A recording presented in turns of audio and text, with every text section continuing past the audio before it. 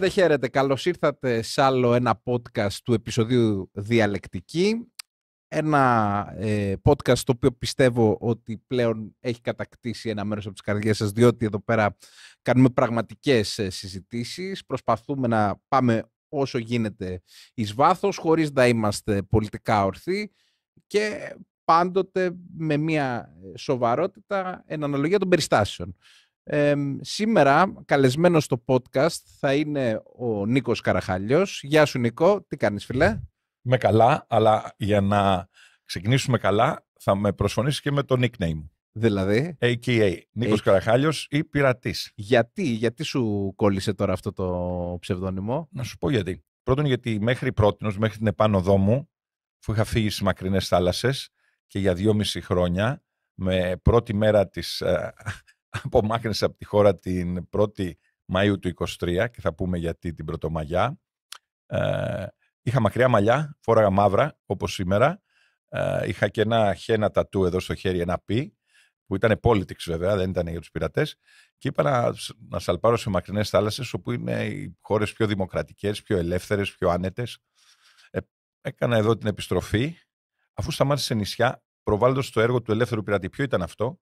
21 φίλοι είχαμε ενωθεί στη Μύκονο για να διατηρήσουμε τη Μύκονο αυτό που ήταν κάποτε. Ναι. Δηλαδή ένα νησί ελεύθερο, ανοιχτό στον κόσμο, χωρίς διαστροφές, χωρίς ναρκωτικά, χωρίς υπερδόμηση, χωρίς υπερτουρισμό, με ωραίες θάλασσες, ωραίο ήλιο, τη Δήλο δίπλα, την αρχαία ελληνική κληρονομιά να τη θαυμάζουν όλοι, καλλιτέχνες και όχι μπράβους σεξ και να πω τι άλλο, και δολοφονίες. Ναι, το είπες εσύ. Εν ολίγης, λοιπόν, ήθελες η Μύκονος να αρχίσει να είναι των Ελλήνων. Ακριβώς, να είναι των Ελλήνων και να είναι ελληνική. Να είναι το νησί του μέτρου, να είναι το νησί στο κέντρο του Αιγαίου, μιας θάλασσας που ενώνει και όχι που χωρίζει, να είναι στο επίκεντρο των κυκλάδων, κυκλικό, ο κύκλος μας ενώνει όλους. Τα τετράγωνα είναι που δημιουργούν συγκρούσεις γιατί έχουν γωνίες. Και διεύρυνε τον κύκλο και από τις Κυκλάδες πέρασε όλη την Νότιο Μεσόγειο, την Νότιο Ευρώπη που τη βρέχει Μεσόγειος. Αποτόλμησα και μια φορά, πήγα σε μουσουλμανική χώρα στο Μαρόκο. Θα το πούμε άλλη φορά τι έγινε. Εντάξει, δεν είναι όμως κλασική μουσουλμανική χώρα το Μαρόκο. Είναι πιο ελεύθερη, να το πούμε έτσι δι' αυτού του τρόπου, γιατί είναι και κλασικός προορισμός για κοπέλες όταν κάνουν bachelor. Αλήθεια. Βέβαια. Δυτικές. Ναι, δυτικές. Δυστυχώς, Ραφαήλ, δεν πέτυχα καμία, παρότι ο ελεύθερος πειρατής είναι και ελεύθερος στη ζωή. Τους αρέσει ο οριενταλισμός στις ελεύθερες γυναίκες, φαίνεται, αλλά σε κάθε περίπτωση πάντως βλέπω ότι είχες μια απομάκρυνση. Ναι. Και αυτή η απομάκρυνση έχω την αίσθηση, επειδή σε γνωρίζω και αρκετά χρόνια, ότι δρομολογεί το καιρό τώρα. Νομίζω ότι η κορύφωση και όταν άρχισε, ξέρεις, όλο αυτό να περιστρέφεται γύρω από το μυαλό σου είναι εξαιτίας της διακυβέρνησης Μητσοτάκη. Έχεις μπιφ με το Μητσοτάκη? Όχι. Έχεις μπιφ, δεν γίνεται. Πρώτα απ' όλα μην λες τη λέξη μπιφ. Μέχρι πρώτη ήταν απαγορευμένη. Πηγαίνανε ό,τι είχε να κάνει με μπιφ, με το κανονικό βοδινό, να το απαγορεύσουν. Δεν μπορούσαν να τρώμε μπέργκερς με μπιφ. Είχαν βάλει όλους τους αστέρες του Hollywood να φτιάχνουν συνθετικές τροφές. Και οτιδήποτε έχει να κάνει με καυγά, έστω και λεκτικό, όχι διαλεκτικό όπως το podcast σου, ήταν σχεδόν εξορισμένο σε πολύ πολύ μακρινές θάλασσες. Δεν φτάνουν οι πειρατές. Κοίταξε, εφόσον επέρδετο η Αγελάδα και η μόλυνση που προκαλούσε το περιβάλλον ήταν περισσότερη από τον καταλήτη του αυτοκίνητου, είναι λογικό να απαγορεύεται το βοδινό. Όμως, με το Μητσοτάκη δεν είχα μπιφ. Δεν είχες. Να το πω σωστά. Με το Μητσοτάκη ήμουν σε πόλεμο. Να τα πούμε όπως είναι. Έτσι. Right to the bone. Δεν με είχατε καλέσει σωστά. Το φίλο του πάνω, το Δούμα. Λοιπόν, να τα πούμε, να φτάσει το μαχαίρι στο κόκαλο. Δεν ήταν όμως προσωπικό. Πολλοί κόσμοι νομίζουν ότι αυτό, επειδή ήταν εκείνος και εγώ, όπως έγραψα, ήταν ο τίτλος του ηλεκτρονικού βιβλίου που έβγαλα εκείνη την ημέρα, ναι. Και νομίζω ότι θα το επανεκδώσουμε τώρα. Παραμένει επίκαιρο. Μάλλον είναι περισσότερο επίκαιρο τώρα. Δεν είχε να κάνει με μια προσωπική αντιπαράθεση, μια προσωπική κόντρα από τον καιρό του κολεγίου, τότε που είμαστε και οι δύο καλομαθημένα παιδάκια. Ωραία. Σου κάνω μια ανωτελεία, γιατί θέλω να αποκτήσει μια ιστορική ροή η συζήτηση, δηλαδή να το πάμε διαδοχικά. Να μου κάνεις πολλές, γιατί μερικές φορές πυροβολώ. Δεν θα σταματήσεις, δεν τους ξέρω. Οπότε θα πίνω εγώ από τον ωραίο. Μου έχει φτιάξει εδώ ο φίλος μας ο Τζόναθαν. Από πού είναι η κάμερα να το δείξουμε? Ένα πάρα πολύ ωραίο ζεστό American coffee. Έτσι, Republican coffee. Και λέει Make Greece Great Again. Τα πουλάμε αυτά. Να κάνουμε και sales. Τζόναθαν. συζητήσουμε. Ωραία. Πάντως, εγώ πουλάει. θα πάρω ένα on my way out και πιστεύω, σε αντίθεση με άλλα NGOs, εδώ το Charter, το Republican, να τα πηγαίνει στο σκοπό και όχι στις τσέπες για κόκκινες Porsche. Γνωρίζοντας τον Τζόναθαν, είμαι σίγουρος. Αλλά απόλυτα. εφόσον πάμε και στο κολέγιο, το Αμερικανικό Κολέγιο Αθηνών. Ένσταση. Το American College of Greece είναι στην Αγία Παρασκευή. Ναι, και είχε να κάνει με τα κορίτσια. Τον τυρί που έχει και το πύρσο ως λύκειο. Εμείς είμαστε Athens College. Μην πεις για Boston College και για τους χέρτες της Βοστόρης θα τους πούμε. Ναι. Εμείς είμαστε Athens College. Είμαστε σχολείο που φτιάχτηκε με τη βοήθεια των Ηνωμένων Πολιτειών το 1925, αν δεν κάνω λάθος, δηλαδή πριν 100. 100 πάει τώρα. 100 χρόνια.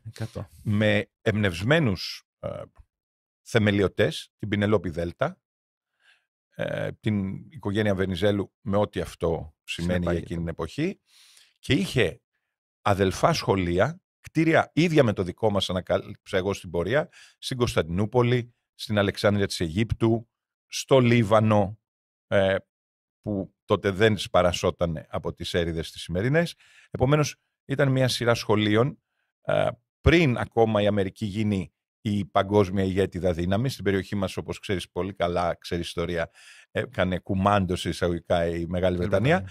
Αλλά οι Αμερικανοί, επειδή υπήρχε και μεγάλο community ήδη στην Αμερική Ελλήνων που είχαν πάει εκεί, επανεπενδύανε στην χώρα. Έτσι ξεκινάει η ιστορία το 25. Περίμενε. Αυτό όμως το οποίο το κολέγιο πλέον έχει, διότι αντιλαμβάνομαι ότι έχει μια ιστορικότητα σαν σχολείο και εννοείται, εγώ δεν είμαι εναντίον της ιδιωτικής εκπαίδευσης προσωπικά, αρκεί βέβαια να υπάρχει αντιστάθμισμα στη δημόσια εκπαίδευση. Δηλαδή, εάν, ας πούμε, για παράδειγμα, υπάρχουν σοβαρά πρότυπα σχολεία, πριν τα καταστρέψει το Πασόκ επί Ανδρέα, τότε δεν έχω κανένα πρόβλημα για την ιδιωτική εκπαίδευση. Παρόλα αυτά, αυτό το οποίο ο κόσμος λέει είναι ότι στο Κολέγιο Αθηνών υπήρχε και συναπαρτίζεται μια εντός εισαγωγικών, έτσι το εννοώ, μασονία, η οποία εν πάση περιπτώσει μας έχει γεμίσει με πρωθυπουργούς, μας έχει γεμίσει με ανθρώπους επικεφαλής των βιομηχανιών και σε διάφορους άλλους κλάδους. Εσύ που το έχεις ζήσει από μέσα και εφόσον είσαι ως υπότροφος και είσαι πειρατής και τώρα τα λες έξω από τα δόντια, θέλω να μου πεις τη δική σου εμπειρία. Πώς το βλέπεις το κολέγιο και έχοντας γνωρίσει ανθρώπους μετέπειτα? Ήταν ένα τροφείο καλομαθημένων πλουσιόπαιδων? Είναι κάτι το οποίο, επειδή οι συναναστροφές από εκεί πέρα γίνονται νωρίς, οικοδομούνται σχέσεις οικονομικού, συνεξαρτητικού τύπου? Τι γίνεται? Πάμε. Πολύ γρήγορα η ιστορία αυτό να ξέρεις θα γίνει πάρα πολύ hot, θα γίνει viral αυτό που θα πω, γι' αυτό θα προσέξω, γιατί οι πιο επικίνδυνοι άνθρωποι στον κόσμο είναι οι απόφοιτοι κολεγίου με τους συναποφύτους τους. Τα μεγαλύτερα beefs γίνονται και ξεκινάνε και έχουν βάση τα παιδικά μαθητικά χρόνια. Και οι καλύτερες φιλίες. Υπάρχει ένα turning point. Turning point. 1987. Δεν έχει να κάνει με το ότι είναι η χρονιά στην οποία αποφοίτησα εγώ και άλλοι 165 άντρες, και να μην ακουστεί αυτό σεξιστικό. Είμαστε η τελευταία χρονιά που η τάξη που αποφοιτούσε είχε μόνο αγόρια. Ναι. Και θέλω να πιστεύω ότι ήταν και όλα αγόρια. Πάμε. Ενώ άντρες φοράνε παντελόνια που δεν καρφώνουν, που δεν δίνουν το συμμαθητή τους, που είμαστε η μόνη τάξη που έχει φάει 2 ή 3 ομαδικές αποβολές, γιατί δεν έδινε. Όταν κάναμε ένα raid, κάναμε μια επιδρομή δίπλα στο Αρσάκιο. Ναι. Τη μία αποκριές για τις Αρσακιάδες, για έναν αγώνα μπάσκετ στο Μωραΐτη. Τον είχαμε εγκλωβίσει. Γιατί για μας τότε το σχολείο των κακομαθημένων πλουσιόπαιδων της νεοταξικής, που θα λέγαμε σήμερα, άρχουσας ελίτ, ήταν ο Μωραΐτης. Γι' αυτό και η δική μου τάξη είχε αποκλείσει το Μωραΐτη για 2 μέρες. Η τάξη που δεν ήταν η τάξη των τελειοφύτων, το είχαμε κάνει αυτό στη Δευτέρα Λυκείου. Ποια τάξη ήταν η μεγάλη μας αντίπαλος? Η τάξη του Κυριάκου Μητσοτάκη. Για πες. Άρα ξεκινάει από τότε. Ναι, ο Κυριάκος αποφύτησε μαζί με μια σειρά άλλων καλόπαιδων, εξαιρετικών παιδιών, το 80, μία χρονιά πριν, αλλά επειδή είχαμε και τετρατάξιο λύκειο, είχαμε 2 χρόνια διαφορά. Δηλαδή εκείνος είναι γεννημένος το 68, εγώ το 69. Όμως η τάξη του 87 είναι η τελευταία που φοράει το έμβλημα του άνδρα στρέφων και το τιμά. Εξαιρετική απόφοιτη πριν, εξαιρετική απόφοιτη μετά. Κράτα κάτι. για να μιλήσουμε και με βιβλία. Ξέρω ότι έχεις πλούσια καλλιτεχνική και όχι μόνο, έχεις πλούσια κουλτούρα, άποψη για τα πράγματα στον πολιτισμό. Υπάρχει ένα βιβλίο, και όποιος θέλει να μάθει για την κοινωνία του κολεγίου και δεν είναι κολεγιόπες, του Χρήστου Χομενίδη, ο οποίος το τελευταίο καιρό, ο φίλος μου ο Χρήστος, μάλλον ρέπει προς το γουοκισμό. Πιστεύω ότι θα το διορθώσει τη γραμμή αυτή. Μπορεί να παρασύρθηκε. Υπάρχει ένα καταπληκτικό βιβλίο που είναι το πρώτο του μάλιστα και λέγεται «Το σοφό παιδί». Όποιος διαβάσει «Το σοφό παιδί» και το δει ως ένα νέο συγγραφέα, γιατί τότε ο Χρήστος πρέπει να ήταν ούτε 25 χρονών, θα καταλάβει ότι υπήρχε μέσα του πολύ ταλέντο. Κάποιοι μιλούσαν για τον νέο Καζαντζάκη και υπήρχε και μια πολύ ρεαλιστική και σκληρή μερικές φορές απεικόνιση αυτής της κοινωνίας. Τι έκανε το κολέγιο διαφορετικό? Δεν ήταν μόνο οι εγκαταστάσεις, τα γήπεδα, οι βιβλιοθήκες, οι πισίνες που δεν υπήρχαν τότε όχι μόνο σε σχολεία, ούτε στο σύνολο της δημόσιας υποδομής της Αττικής. Ήταν δύο πράγματα. Η τρομακτική δημοκρατικότητα των καθηγητών μας και αυστηρότητα. Δεν υπήρχαν, είμαστε όλοι ίσοι. Υπήρχαν παιδιά της μεγαλύτερης οικογένειας της χώρας που ήταν και δωρητές του σχολείου που αποβάλλοντο. Υπήρχαν παιδιά που δεν είχαν την αίσθηση ότι είναι ο γιος του, να πούμε ονόμα του Βαρδινογιάννη, του Λάτσι, που είναι οι μεγάλοι δωρητές του σχολείου. Έτσι, με αυτόν τις δωρεές κρατιόταν το κολέγιο όρθιο. Εγώ ήμουν υπότροφος σχεδόν σε όλη μου τη διαδρομή. Δεν θα μπορούσε η μητέρα μου που με μεγάλωσε να πληρώνει αυτά τα δίδακτρα. Υπήρχε όμως και κάτι ακόμα.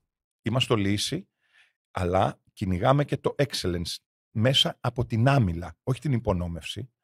Και μπορούσε κάποιος να είναι εξαιρετικός στα αθλητικά, κάποιος να είναι στα μαθηματικά, κάποιος στην ιστορία.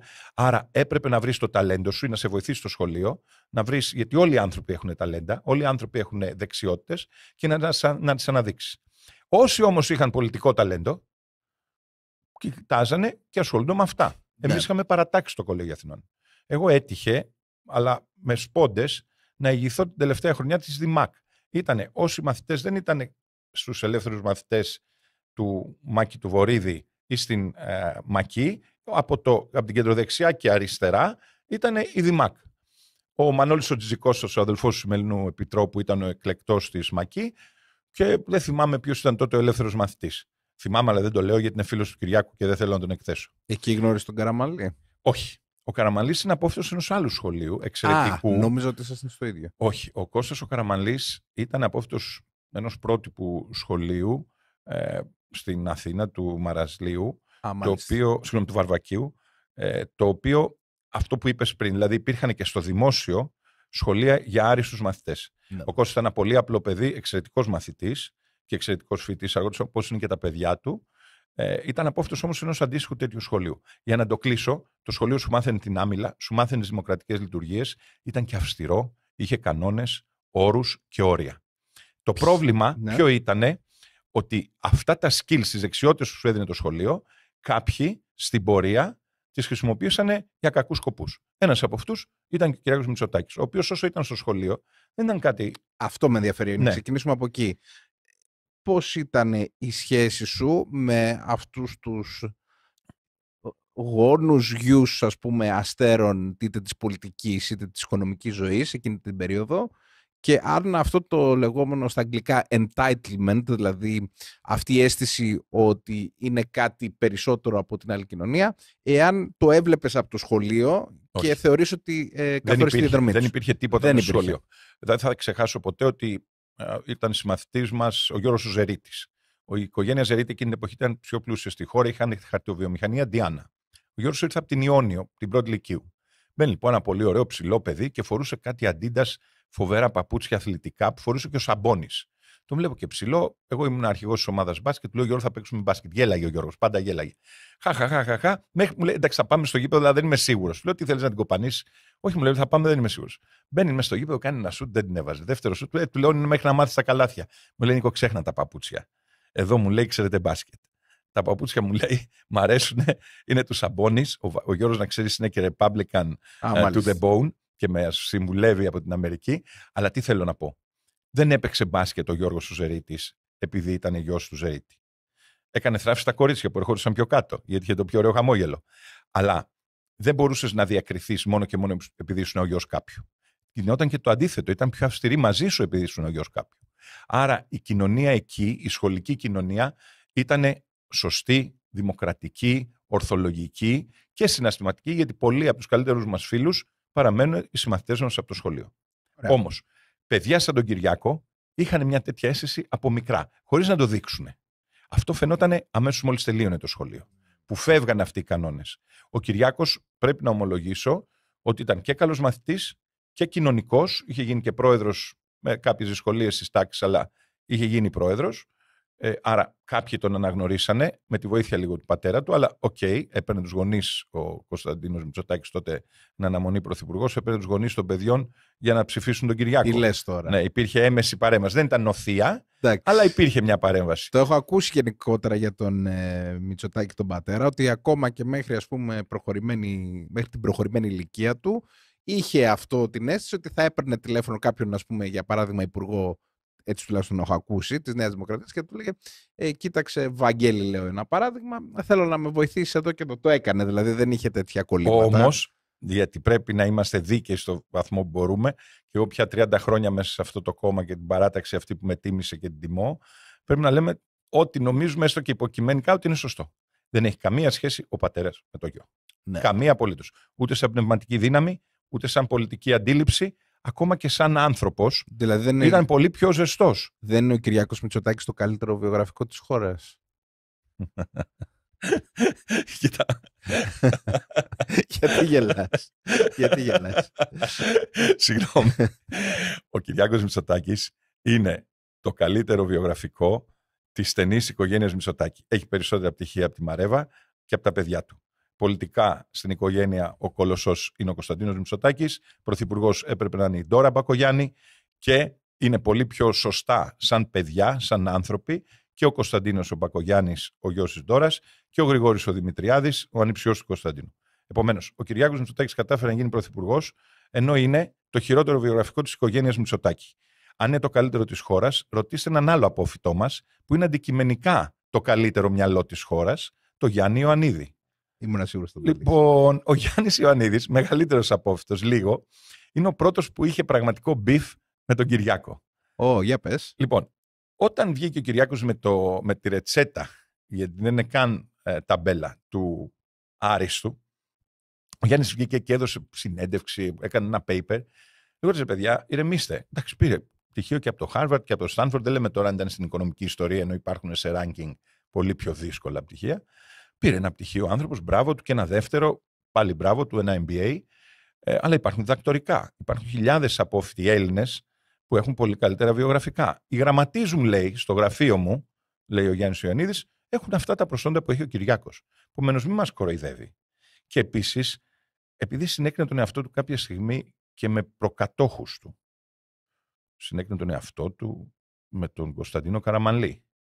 Παρότι είχε μέντορα και πολιτικό πατέρα, όχι τον Κωνσταντίνο Μητσοτάκη, αλλά τον Κώστα Σιμίτη. Συνέκρινε τον εαυτό του με τον Ελευθέριο Βενιζέλο. Έφτασε σε σημείο να μιλάει σε πρώτο πρόσωπο και να λέει ότι εγώ θα μεγαλώσω την Ελλάδα όπως ο Βενιζέλος. Και όταν έκανε αυτές τις ψευτοσυμφωνίες για τις ΑΟΣ, έλεγε να που τη μεγάλωσα.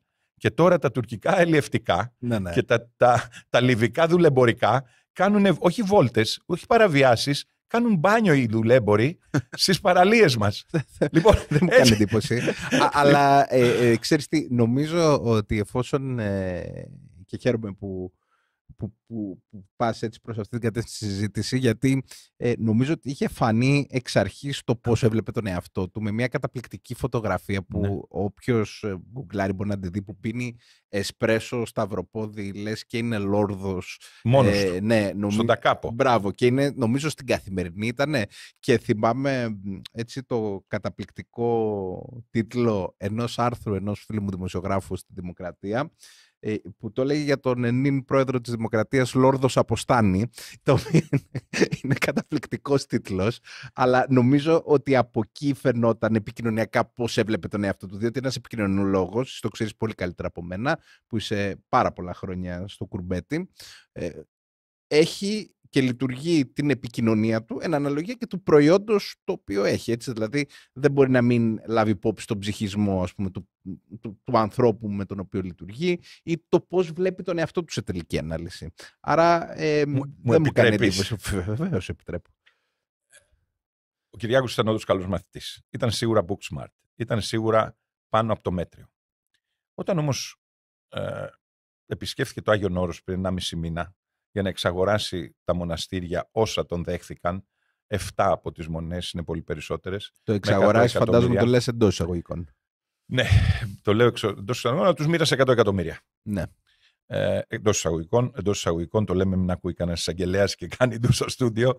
Ή μας στείλει ο Θεός του Αγίου Όρους, τέλος πάντων ο προστάτης των μονών του Αγίου Όρους, κάνα κεραυνό στο κεφάλι. Υπέγραψε σε ένα βιβλίο επισκεπτηρίων. Μάλιστα. Είχε τη φαϊνή ιδέα τώρα αυτός, κάποιος από τα τρόλ που τον συνοδεύουν, ο Φρέντι Τράγκας, δεν ξέρω ποιος, να πάρει φωτογραφία και να σηκώσει στο Instagram, στα social δίκτυα του Πρωθυπουργού. Social δίκτυα είπα, social media, στα κοινωνικά δίκτυα, ναι. Νεολογισμός. Την αφιέρωση. Βρε, έλα που την είδαμε και εμείς την αφιέρωση γιατί διαβάζουμε.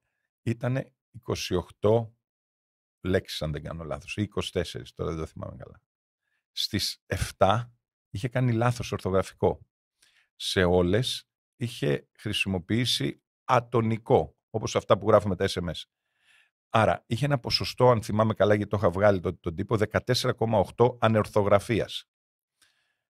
Το πιο σημαντικό, είχε κάνει λάθος την ημερομηνία. Όχι την ημέρα, όχι το μήνα, τη χρονιά. Έγραψε 2028. Και αναρωτιέμαι ποιος, όταν γράφει μια χρονολογία, κοιτάζει τόσα χρόνια μπροστά, εκτός αν ο Μεσσίας. Ναι, δηλαδή, αν ήταν όντως ο Κυριάκος ο Μεσσίας, ζει σε ένα χρόνο πιο μετά από εμάς, είναι τόσο πιο μπροστά, είναι πολύ AI ο τύπος και βλέπει και υπογράφει όπως θα ήταν τότε, σε 3 χρόνια. Αυτό τι σημαίνει ότι υπάρχει κάποιο πρόβλημα.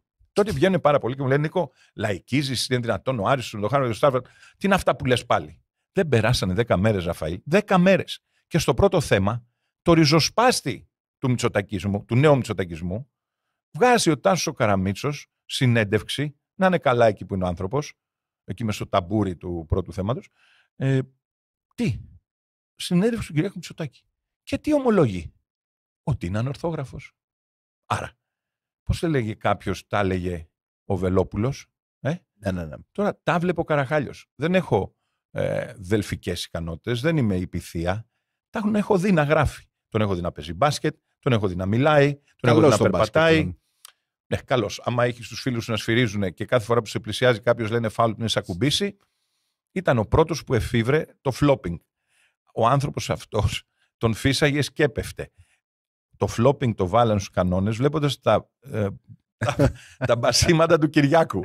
Που όταν δεν έμπαινε η μπάλα μέσα, που σπανίως έμπαινε, έπεφτε κάτω μόνος του. Ζήταγε φάουλ και έβαζε και το σύφι, να μην πω το επίθετο, ένα φίλο μας να μετράει το σκορ. Όπως μετράνε κάτι μπαρμπάδες στο τάβλι και κλέβει ένας τον άλλον και έκλεβε τους συμμαθητές του. Αυτό του είναι συνήθιο. Μάλιστα. Στο σκορ τους έκλεβε τους συμμαθητές του, έτσι.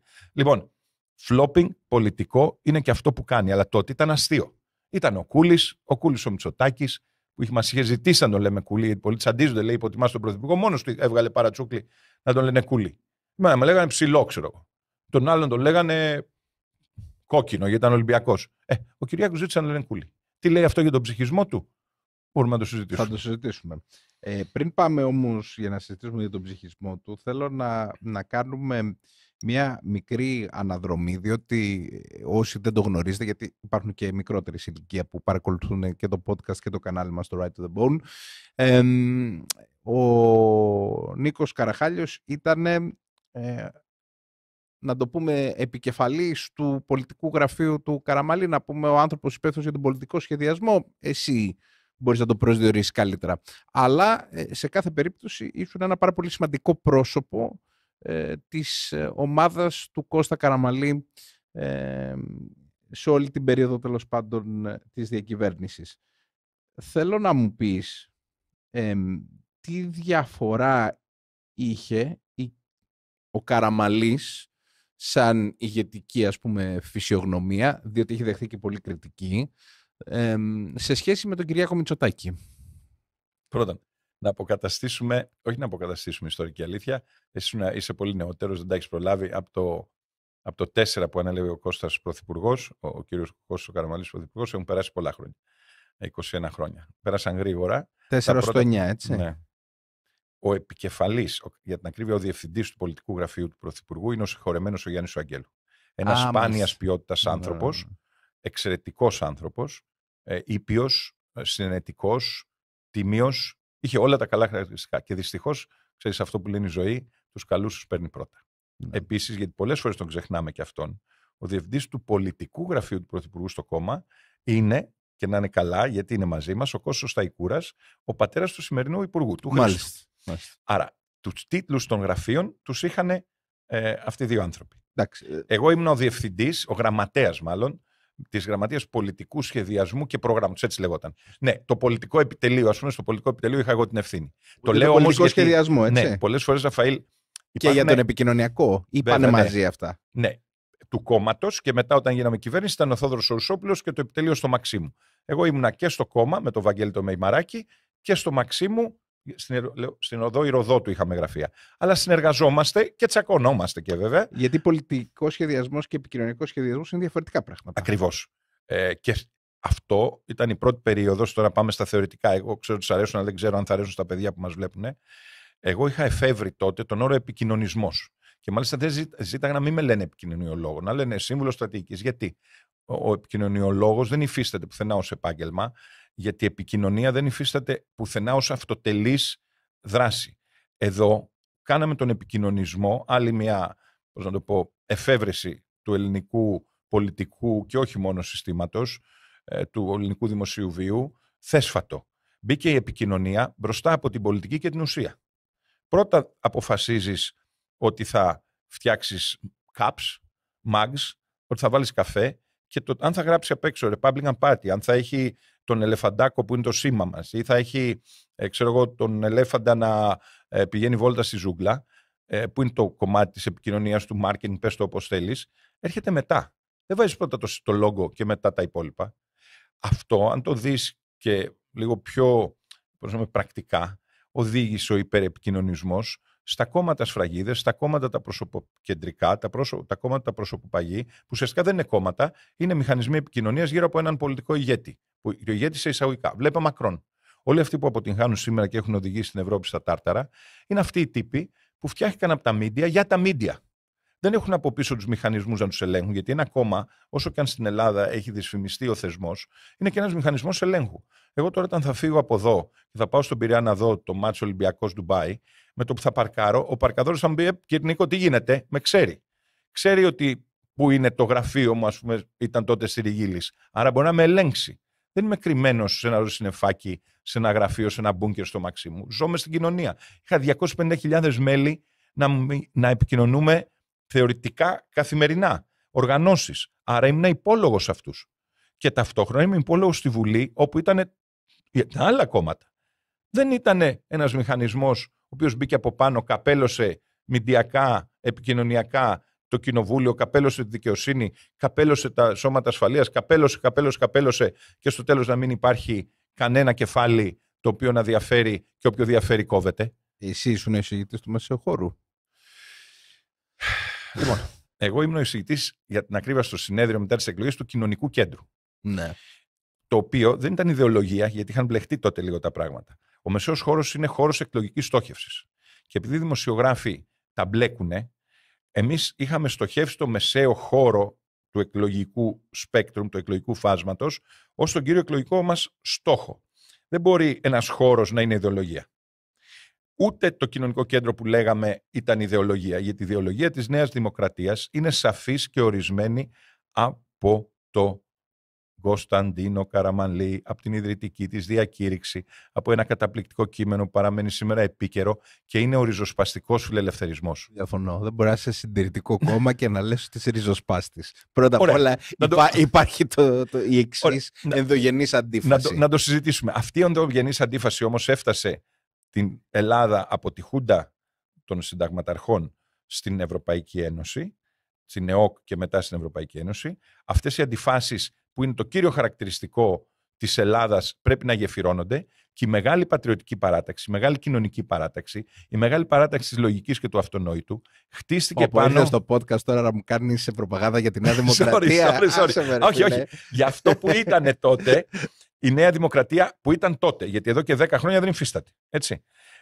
Μόνο τα τελευταία 10 χρόνια δεν υφίσταται, κάτσε τώρα. Λοιπόν, μέχρι την ημέρα που παρέδωσε ο Βαγγέλης Μεϊμαράκης, μετά από αυτές τις νόθες εκλογές, τα κλειδιά στον Κυριάκο Μητσοτάκη, ναι.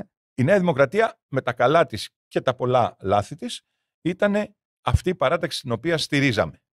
Και ήταν μια παράταξη που, όπως είπα, έκανε λάθη, αλλά έκανε και μεγάλες τομές για τον τόπο. Και πάνω απ' όλα μπορούσε να λειτουργήσει δημοκρατικά, και γι' αυτό το 2004 με τον Κώστα τον Καραμανλή φτάσαμε σχεδόν να μας ψηφίζουν 3,5 εκατομμύρια άνθρωποι, 3.400.000 άνθρωποι.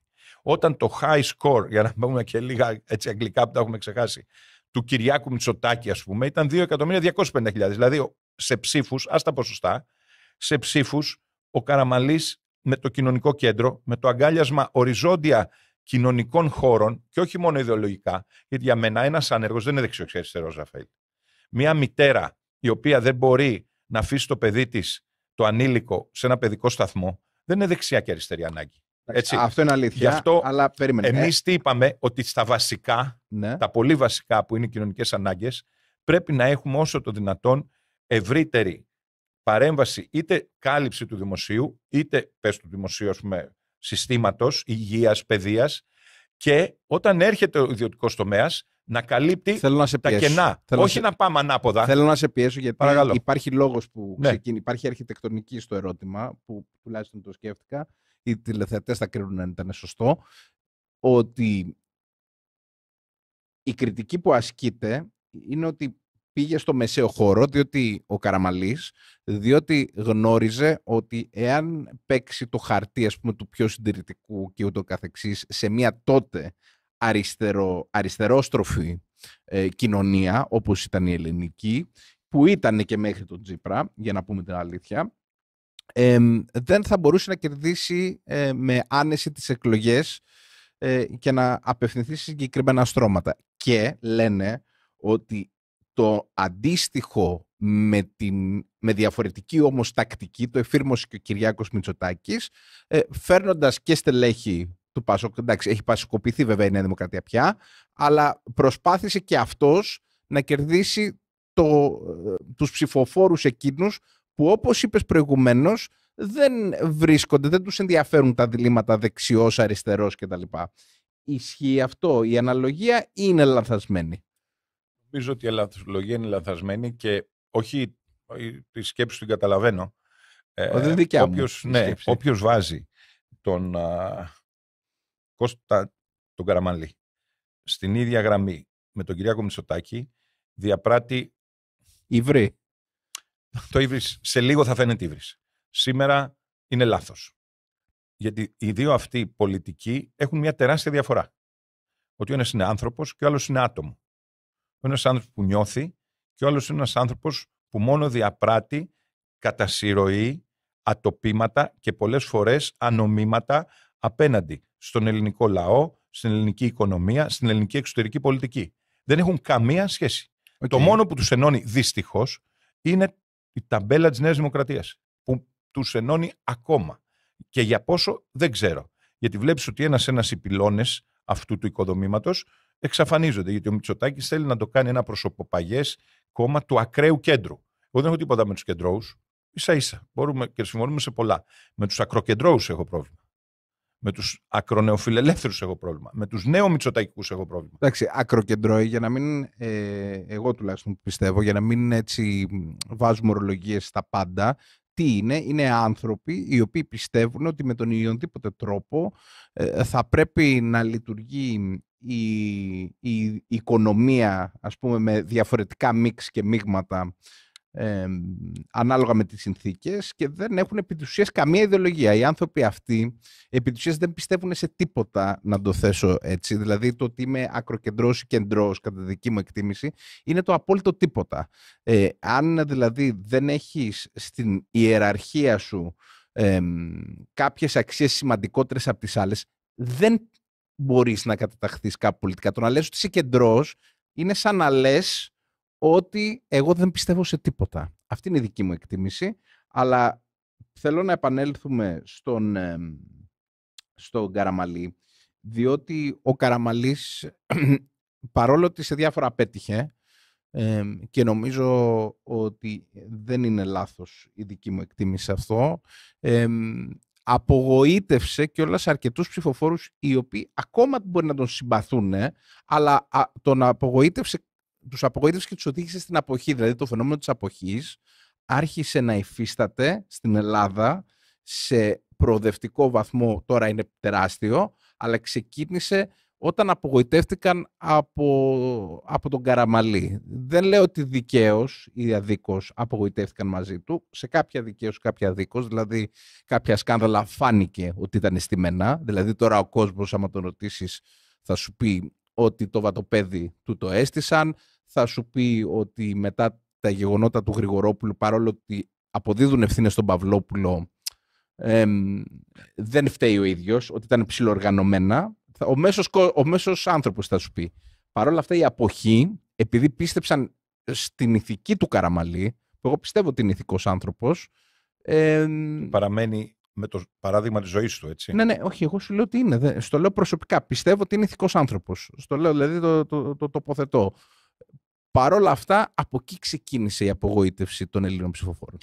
Να μιλήσουμε και με νούμερα και πολιτικά. Η αποχή των κεντροδιοξιών επί Καραμανλή είδε τη Νέα Δημοκρατία το 9 στα 2.300.000 ψηφοφόρους, που ήταν το maximum που έχει πάρει ο Κυριάκος Μητσοτάκης. Σωστό. Η αποχή το 2009 ήταν 3-4% χαμηλότερη από το 2004 που πήγαμε στις εκλογές. Η αποχή από μόνη της, που είναι μια συζήτηση που πρέπει να την κάνουμε ξεχωριστά πλησιάζοντας προς τις εκλογές, γιατί θα είναι καθοριστική αποχή η συμμετοχή στις εκλογές του 2026, είναι κάτι το οποίο εγώ δεν το δέχομαι σαν αριθμητικό μέγεθος, όμως το να απογοητεύεσαι από βασικές επιλογές μιας παράταξης, το αντιλαμβάνομαι αυτό που λες. Όμως ο Κώστας Καραμανλής παρέδωσε ένα συγκροτημένο κόμμα, παρέδωσε μια Νέα Δημοκρατία που έκανε για πρώτη φορά εκλογές με δημοκρατικότατο τρόπο, στείνοντας κάλπες, έχοντας δύο μεγάλα ρεύματα να αντιπαρατίθενται. Τον Αντώνη τον Σαμαρά με την Ντόρα την Μπακογιάννη, ήταν και ο Παναγιώτης ο Ψωμιάδης σε εκείνη την αναμέτρηση. Είχαμε εκατοντάδες χιλιάδες ανθρώπους να συμμετέχουν. Μια εκλογική διαδικασία που, ενώ μπορούσε να πάει σε δεύτερο γύρο, συνενέσαν οι δύο πολιτικοί αυτοί να λήξει για να μην γίνουν βαθιές πληγές της παράταξης. Άρα, όχι μόνο λειτουργήσε το κόμμα, αλλά παρέδωσε και την επόμενη μέρα με ανοιχτές και δημοκρατικές διαδικασίες πρωτόγνωρες για τον χώρο της κεντροδεξιάς. Τώρα, αν ο Κώστας Καραμανλής είχε δίκιο ή άδικο στις βασικές του επιλογές, αυτό το δείχνει η ιστορία και φαίνεται ότι είχε δίκιο. Αν κατηγορήθηκε για σκάνδαλα, αυτά δεν τα έχει αποδείξει μόνο η δικαιοσύνη, τα έχει δείξει και η πράξη. Έχω γράψει ένα ολόκληρο βιβλίο, οι Νταβατζίδες, θα το φέρω την επόμενη φορά να σου κάνω και ένα αντίτυπο δώρο, το οποίο έκανε μάλιστα 7 χρόνια να βρει εκδότη. Είναι καλά ο Σάββας ο Καλεντερίδης και οι εκδόσεις Συμφογνώμων που είχαν το θάρρος να το εκδώσουν. Κάποιοι άλλοι φοβούνται ακόμα και να το κρατήσουν στα χέρια τους. Ο Κώστας Καραμανλής αντιμετώπιζε αυτό που λέμε επικοινωνιακές καταιγίδες από το Σεπτέμβριο του 4 και μετά δεν τον αφήσαν ούτε 6 μήνες να κυβερνήσει. Πέταγε μίγα και γινόταν σκάνδαλο. Ωραία. Αυτό ήταν προϊόν στους συστήματος. Στους καραμανλικούς κύκλους, για να πούμε πράγματα τα οποία, εφόσον θέλεις να τα πεις, ή όχι, θέλω, απλώς νομίζω, δεν ξέρω πόση ώρα έχουμε και πώς θα είναι η συνέντευξη. Εγώ θα ήθελα να κάνουμε μια εκπομπή και να έχουμε και debate, να φέρουμε παιδιά, ανθρώπους από την πασοκική, ας πούμε, αντιπολίτευση εκείνης της εποχής, να κάνουμε μια συζήτηση και σκληρή συζήτηση και για τα υπέρ και για τα κατά. Εγώ σου θυμίζω το εξής, ότι επειδή ήμουν γραμματέας σχεδιασμού και προγράμματος, την τελευταία χρονιά, γιατί και εγώ επί Γρηγορόπουλου παραιτήθηκα, είχα τονίσει τις ανακολουθίες και τις καθυστερήσεις που είχαμε στο κυβερνητικό έργο. Όφιλα να το κάνω. Και όταν είδα ότι εμείς ως κόμμα δεν μπορούσαμε να πετύχουμε αυτά που είχαμε υποσχεθεί, τα διατύπωσα πρώτα στον πρόεδρο, μετά στα όργανα και μετά και δημόσια και οδηγήθηκα σε παραίτηση. Τι θέλω λοιπόν να πω, ότι το κόμμα λειτουργούσε. Δηλαδή βγήκε ο γραμματέας προγράμματος τότε, μετά τη διεθνή έκθεση του 8, και είπε και στα όργανα και στον πρόεδρο και στο κόμμα ότι 1, 2, 3, εδώ έχουμε υστερήσει από αυτά που έχουμε πει. Μπορεί να γίνει αυτό σήμερα? Όχι. Ερώτηση. Ευθέως θέλω να μου απαντήσεις. Κατά τη δική σου εκτίμηση, τον Κώστα Καραμανλή τον έριξε η τότε ηγεσία της αμερικανικής κυβέρνησης? Δεν θέλω να... Ξέρεις, είναι πάρα πολύ εύκολο να δώσω μια τέτοια απάντηση. Να πω ναι.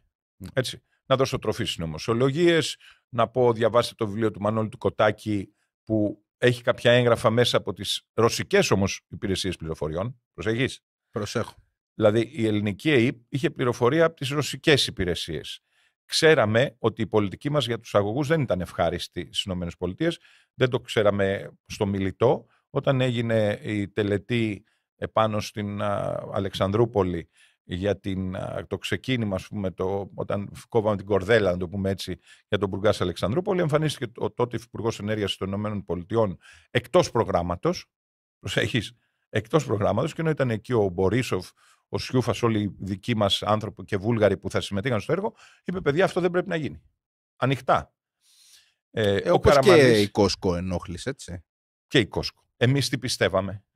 Για να μην κάνω εγώ τώρα τον ειδήμονα, να φωνάξουμε εδώ τον Γιάννη τον Βαλινάκη, να φωνάξουμε ακόμα και τώρα την Μπακογιάννη που χειρίστηκε θέμα, τον Βαγγέλη τον Μεϊμαράκη, γιατί η εξωτερική πολιτική δεν είναι μόνο το Υπουργείο Εξωτερικών. Ο Μεϊμαράκης ήταν Υπουργός Αμήνης. Εμείς δεν είχαμε αγοράσει σχεδόν ούτε μια σφαίρα εκείνη την εποχή, και παρόλα αυτά, εκτός από τις παραβιάσεις που είχαν γίνει δυστυχώς σύνηθες φαινόμενο, δεν υπήρχε καμία τουρκική επιθετικότητα. Έτσι. Δεν υπήρχαν εξοπλισμοί την περίοδο Καραμανλή. Λοιπόν, είχαμε πάρει 30. Γιατί έπρεπε να τα πάρουμε στην αρχή της θητείας μας, ήταν του προκατόχου του κ. Σιμίτη προμήθεια ουσιαστικά τα F-16, και από εκεί πέρα τίποτα, κανένας βαρύς εξοπλισμός. Άρα και εκεί μπορεί να δυσαρεστούσαμε κόσμο. Γιατί το λέω, ναι, δεν είμαστε ευχάριστοι στις ΗΠΑ. Και δεν έχει να κάνει με τον Μπουργκάς. Να σου πω ένα περιστατικό που δεν το ξέρουν πολλοί. Και νομίζω ότι ο πρόεδρος δεν θα με κακίσει τώρα να το πω. Με το που αναλάβαμε, είχαμε το Κυπριακό. Ήταν το δημοψήφισμα στην Κύπρο. Το σχέδιο Ανάν.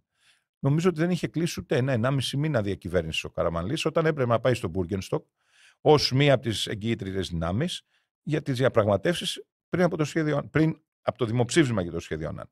Οι πιέσεις ήταν αφόρητες. Παρ' όλα αυτά γιατί θέλω να είμαι δίκαιος, ήταν αριστοτεχνικός ο χειρισμός.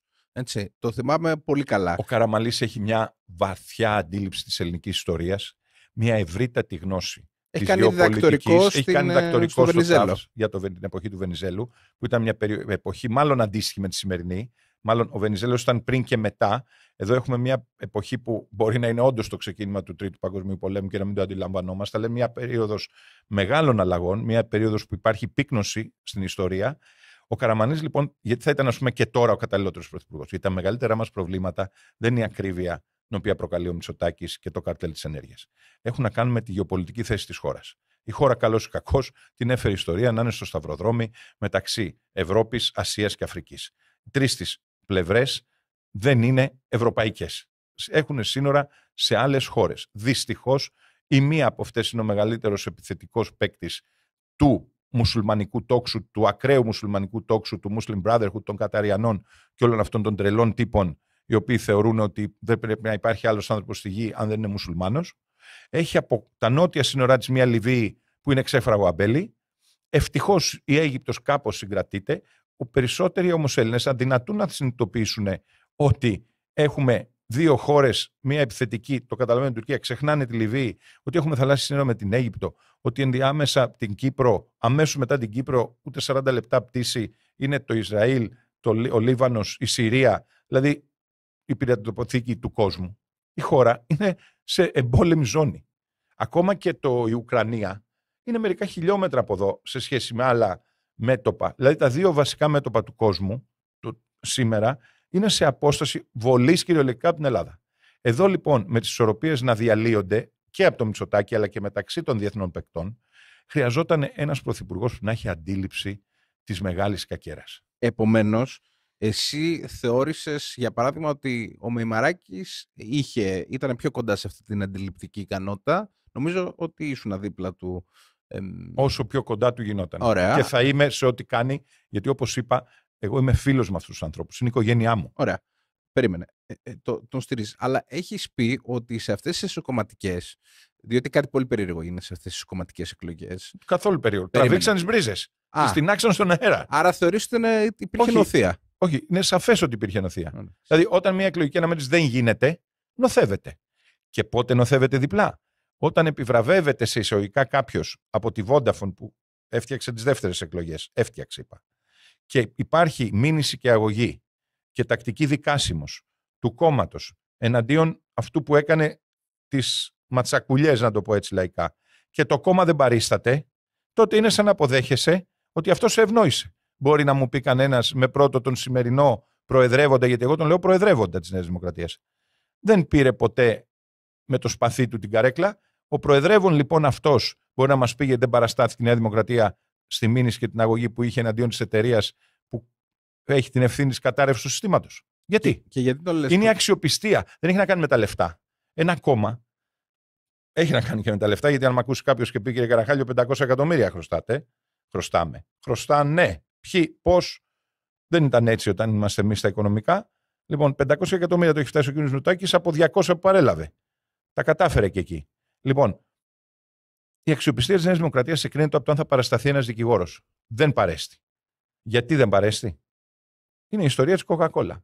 Καλύπτει ψέματα με ψέματα.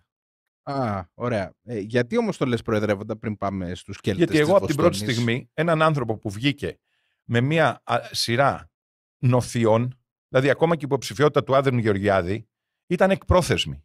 Εμείς δώσαμε OK στο συγχωρεμένο τον Βασίλη τον Τοκάκη να φέρει την 50η υπογραφή εκλέκτορα για τον Άδωνη. Θα μπορούσαμε να πούμε δεν την κάνουμε δεκτή εμείς, η Εκλογική Επιτροπή, να βάλουμε βέτο. Όταν από 3 γίνονται 4 υποψήφοι, αυτομάτως πας σε δεύτερη Κυριακή.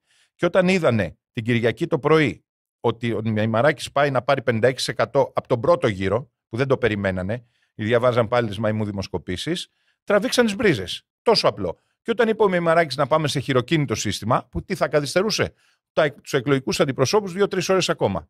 Είπαν όλοι όχι. Και δεν πήγαμε σε εκλογές σε μια εβδομάδα ή σε 2, αλλά σε 4 μήνες. Δηλαδή όλα έχουν ένα όριο. Και ο Μημαράκης ήταν και τόσο fair player που τι λέει, παιδιά, OK, έπεσε το σύστημα. Εγώ είμαι πρόεδρος, έχω αντικειμενική ευθύνη. Αυτό είναι παλικαριά. Δεν έφταιγε αυτός, ξέραμε ποιοι τράβηξαν τις μπρίζες. Λοιπόν, και τι κάνει, παραιτείται. Και μπαίνει ο Γιάννης ο Πλακιωτάκης να καλύψει ως υπηρεσιακός μέχρι τις εκλογές, για να είναι fair η αναμέτρηση απέναντι. Αυτό θα το έκανε ένας απόφυτος κολεγίου της παλιάς εποχής. Της εποχής Μητσοτάκη, τι θα έκανε, υπόγειες συμφωνίες. Και αυτό έγινε. Και ποιον έφερε να κάνει τις εκλογές? Την εταιρεία που παρακολουθούσε τον Καραμανλή. Η εταιρεία που παρακολουθούσε τον Καραμανλή, υπάρχει περίπτωση να βοηθούσε να βγει καραμανλικός πρόεδρος? Όχι. Μάλιστα. Γενικότερα πάντως από τότε που ξεκίνησε και νομίζω ότι είδες κάποια έργα και ημέρες του, δεν ήσουν τόσο οξύ στην αρχή. Βέβαια. Έτσι. Τι ήταν αυτά από την εκκίνηση της πρωθυπουργίας Μητσοτάκη που ή ξεκίνησες να είσαι οξύς από τότε που ήταν και στην αντιπολίτευση? Γιατί δεν θυμάμαι να τα πω γιατί είναι συγκεκριμένες ημερομηνίες. Η πρώτη μας κόντρα έγινε την πρώτη μέρα που ανέλαβε. Α, μάλιστα. Γιατί? Αλλά υπογείως. Γιατί διόρισε 3 φορές το λέω.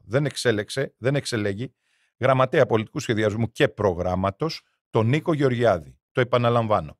Τον Νίκο Γεωργιάδη, ο οποίος τότε είχε ήδη καταδικαστεί στη Μολδαβία για παιδεραστία. Καταλαβαίνετε τι σας λέω? Ο Κυριάκος Μητσοτάκης το γνώριζε. Τον είχα ενημερώσει εγώ στο γραφείο του, ενώ ήταν υπουργός εσωτερικών, και είχαν ήδη απαγγελθεί κατηγορίες για αυτό το βαρύτατο ηθικό αδίκημα στην Ελλάδα.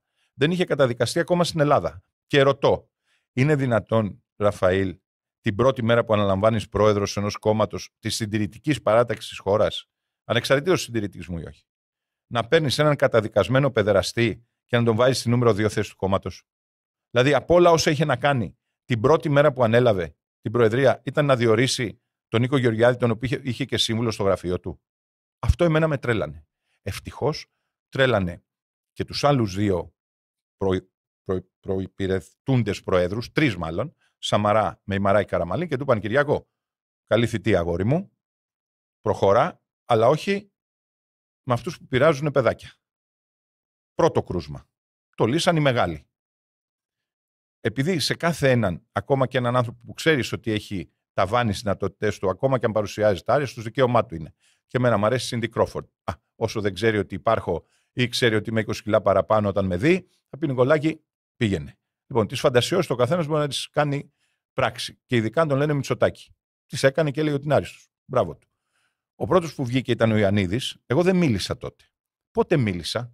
Του έγραψα μία επιστολή, ένα γράμμα ουσιαστικά, προειδοποιητικό. Γιατί δεν άκουγε, δεν ήθελε να ακούσει κανέναν μας. Όχι εμένα. Το δημοσίευσαν μάλιστα τα νέα.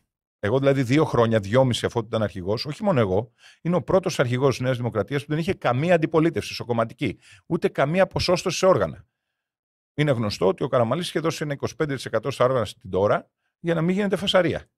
Λοιπόν, ο Σαμαράς τους έβαλε όλους μες στο παιχνίδι, είχε πει το περιβόητο σφουγγάρι, μοίρασε τις θέσεις, και έτσι δεν υπήρχε εσωκομματική αντιπαλότητα. Το Σαμαρά ουσιαστικά τον ρίξαν οι Γερμανοί όταν πήγε να κάνει την πολιτική στη χώρα αφού πέτυχε η πρώτη φάση των μνημονίων πιο κοινωνική.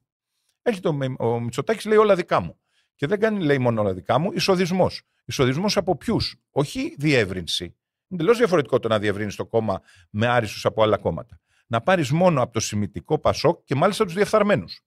Έφτασε στο σημείο να έχει δεξί του χέρι τον Τάκη Θεοδωρικάκο, του Κώστα του Λαλιώτη, το διευθυντή, που σε συνεντεύξεις τύπου μίλαγε για τη φυλάκιση του πατέρα του. Δηλαδή η ανηθικότητα δεν είχε να κάνει μόνο με την επιλογή Γεωργιάδη, τον οποίο έβαλε γραμματέα σχεδιασμού έστω και για μια μέρα, είχε να κάνει και με την ιστορία της οικογένειάς του. Όταν τον άνθρωπο που ζήταγε να μπει επίμονα φυλακή ο πατέρας του, τον έκανε δεξί του χέρι. Δηλαδή δεξί χέρι ένας παιδεραστής, αριστερό χέρι ο καταγγέλων. Πάμε.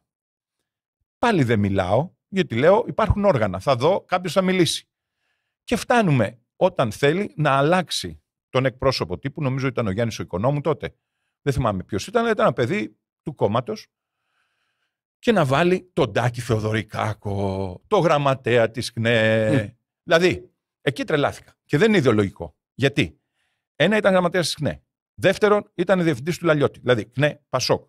Μετά το έπαιζε δημοσκόπος.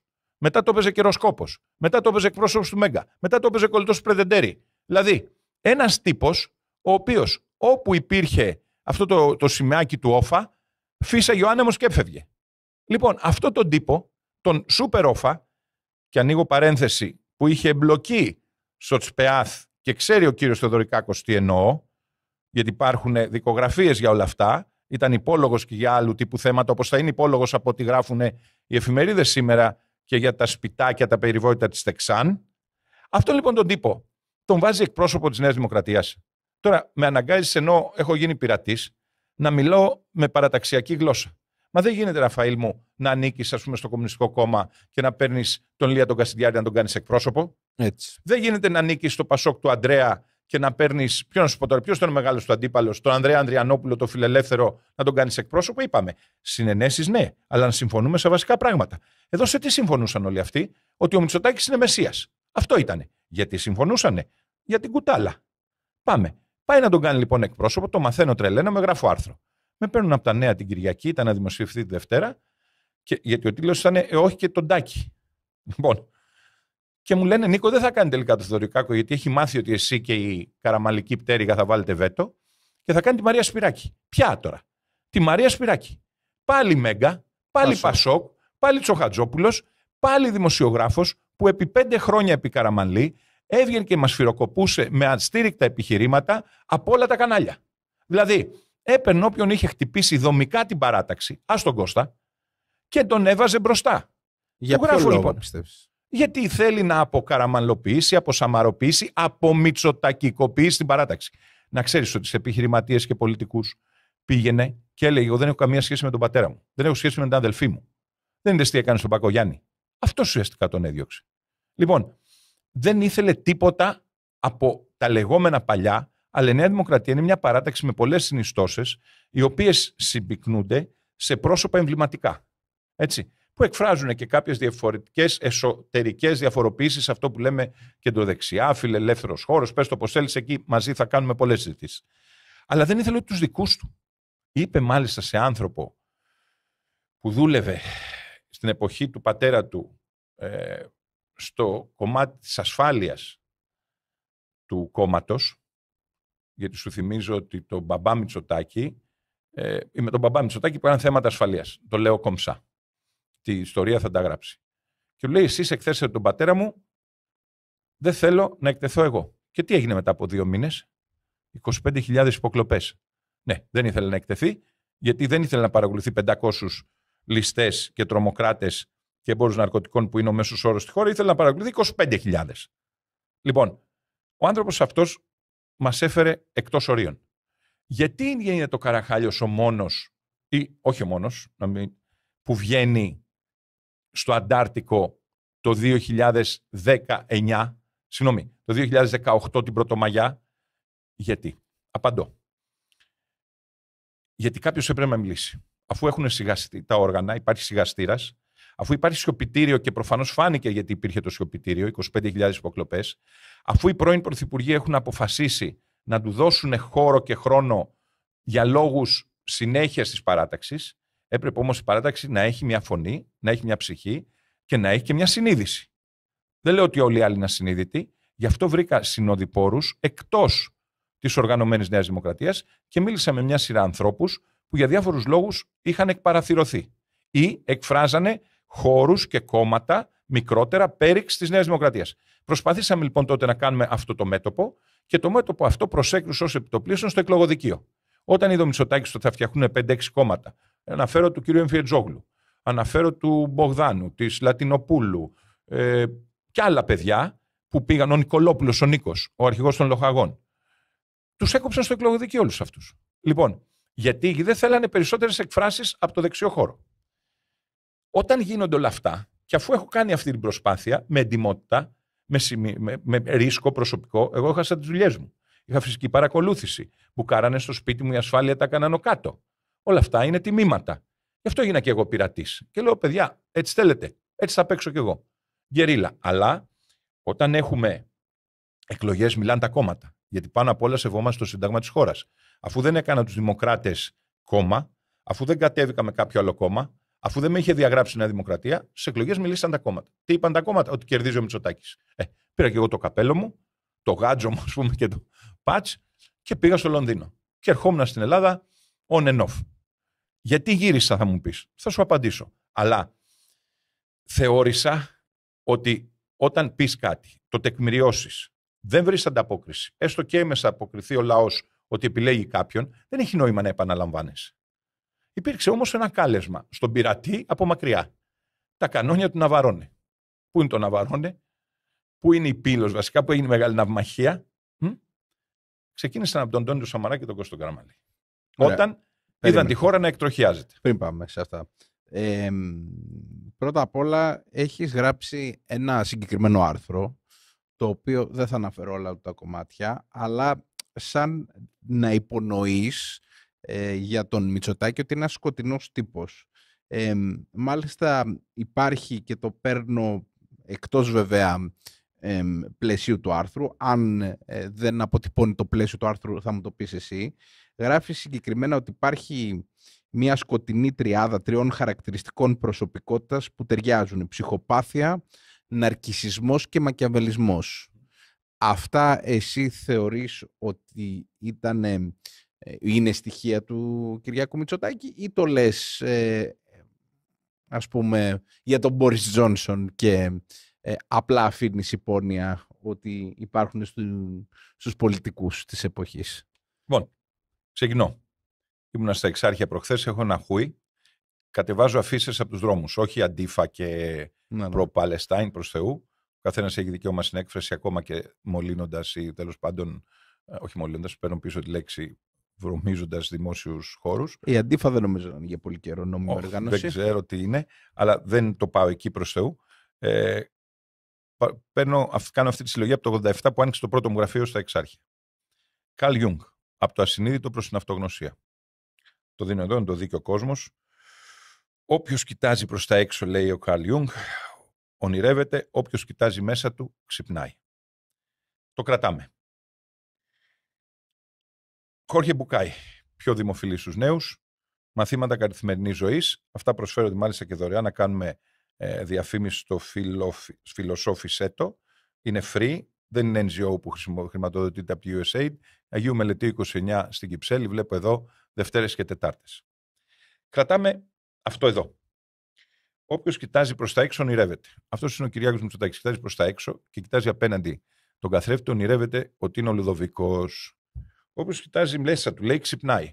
Κοιτάζουμε εμείς λοιπόν μέσα του, μετά από 4 χρόνια, και ξυπνάει μέσα μας το θηρίο και καταλαβαίνουμε ότι αυτός μέσα του έχει έναν άνθρωπο μόνο, ο οποίος ξυπνάει και είναι ο απόλυτος νάρκισσος.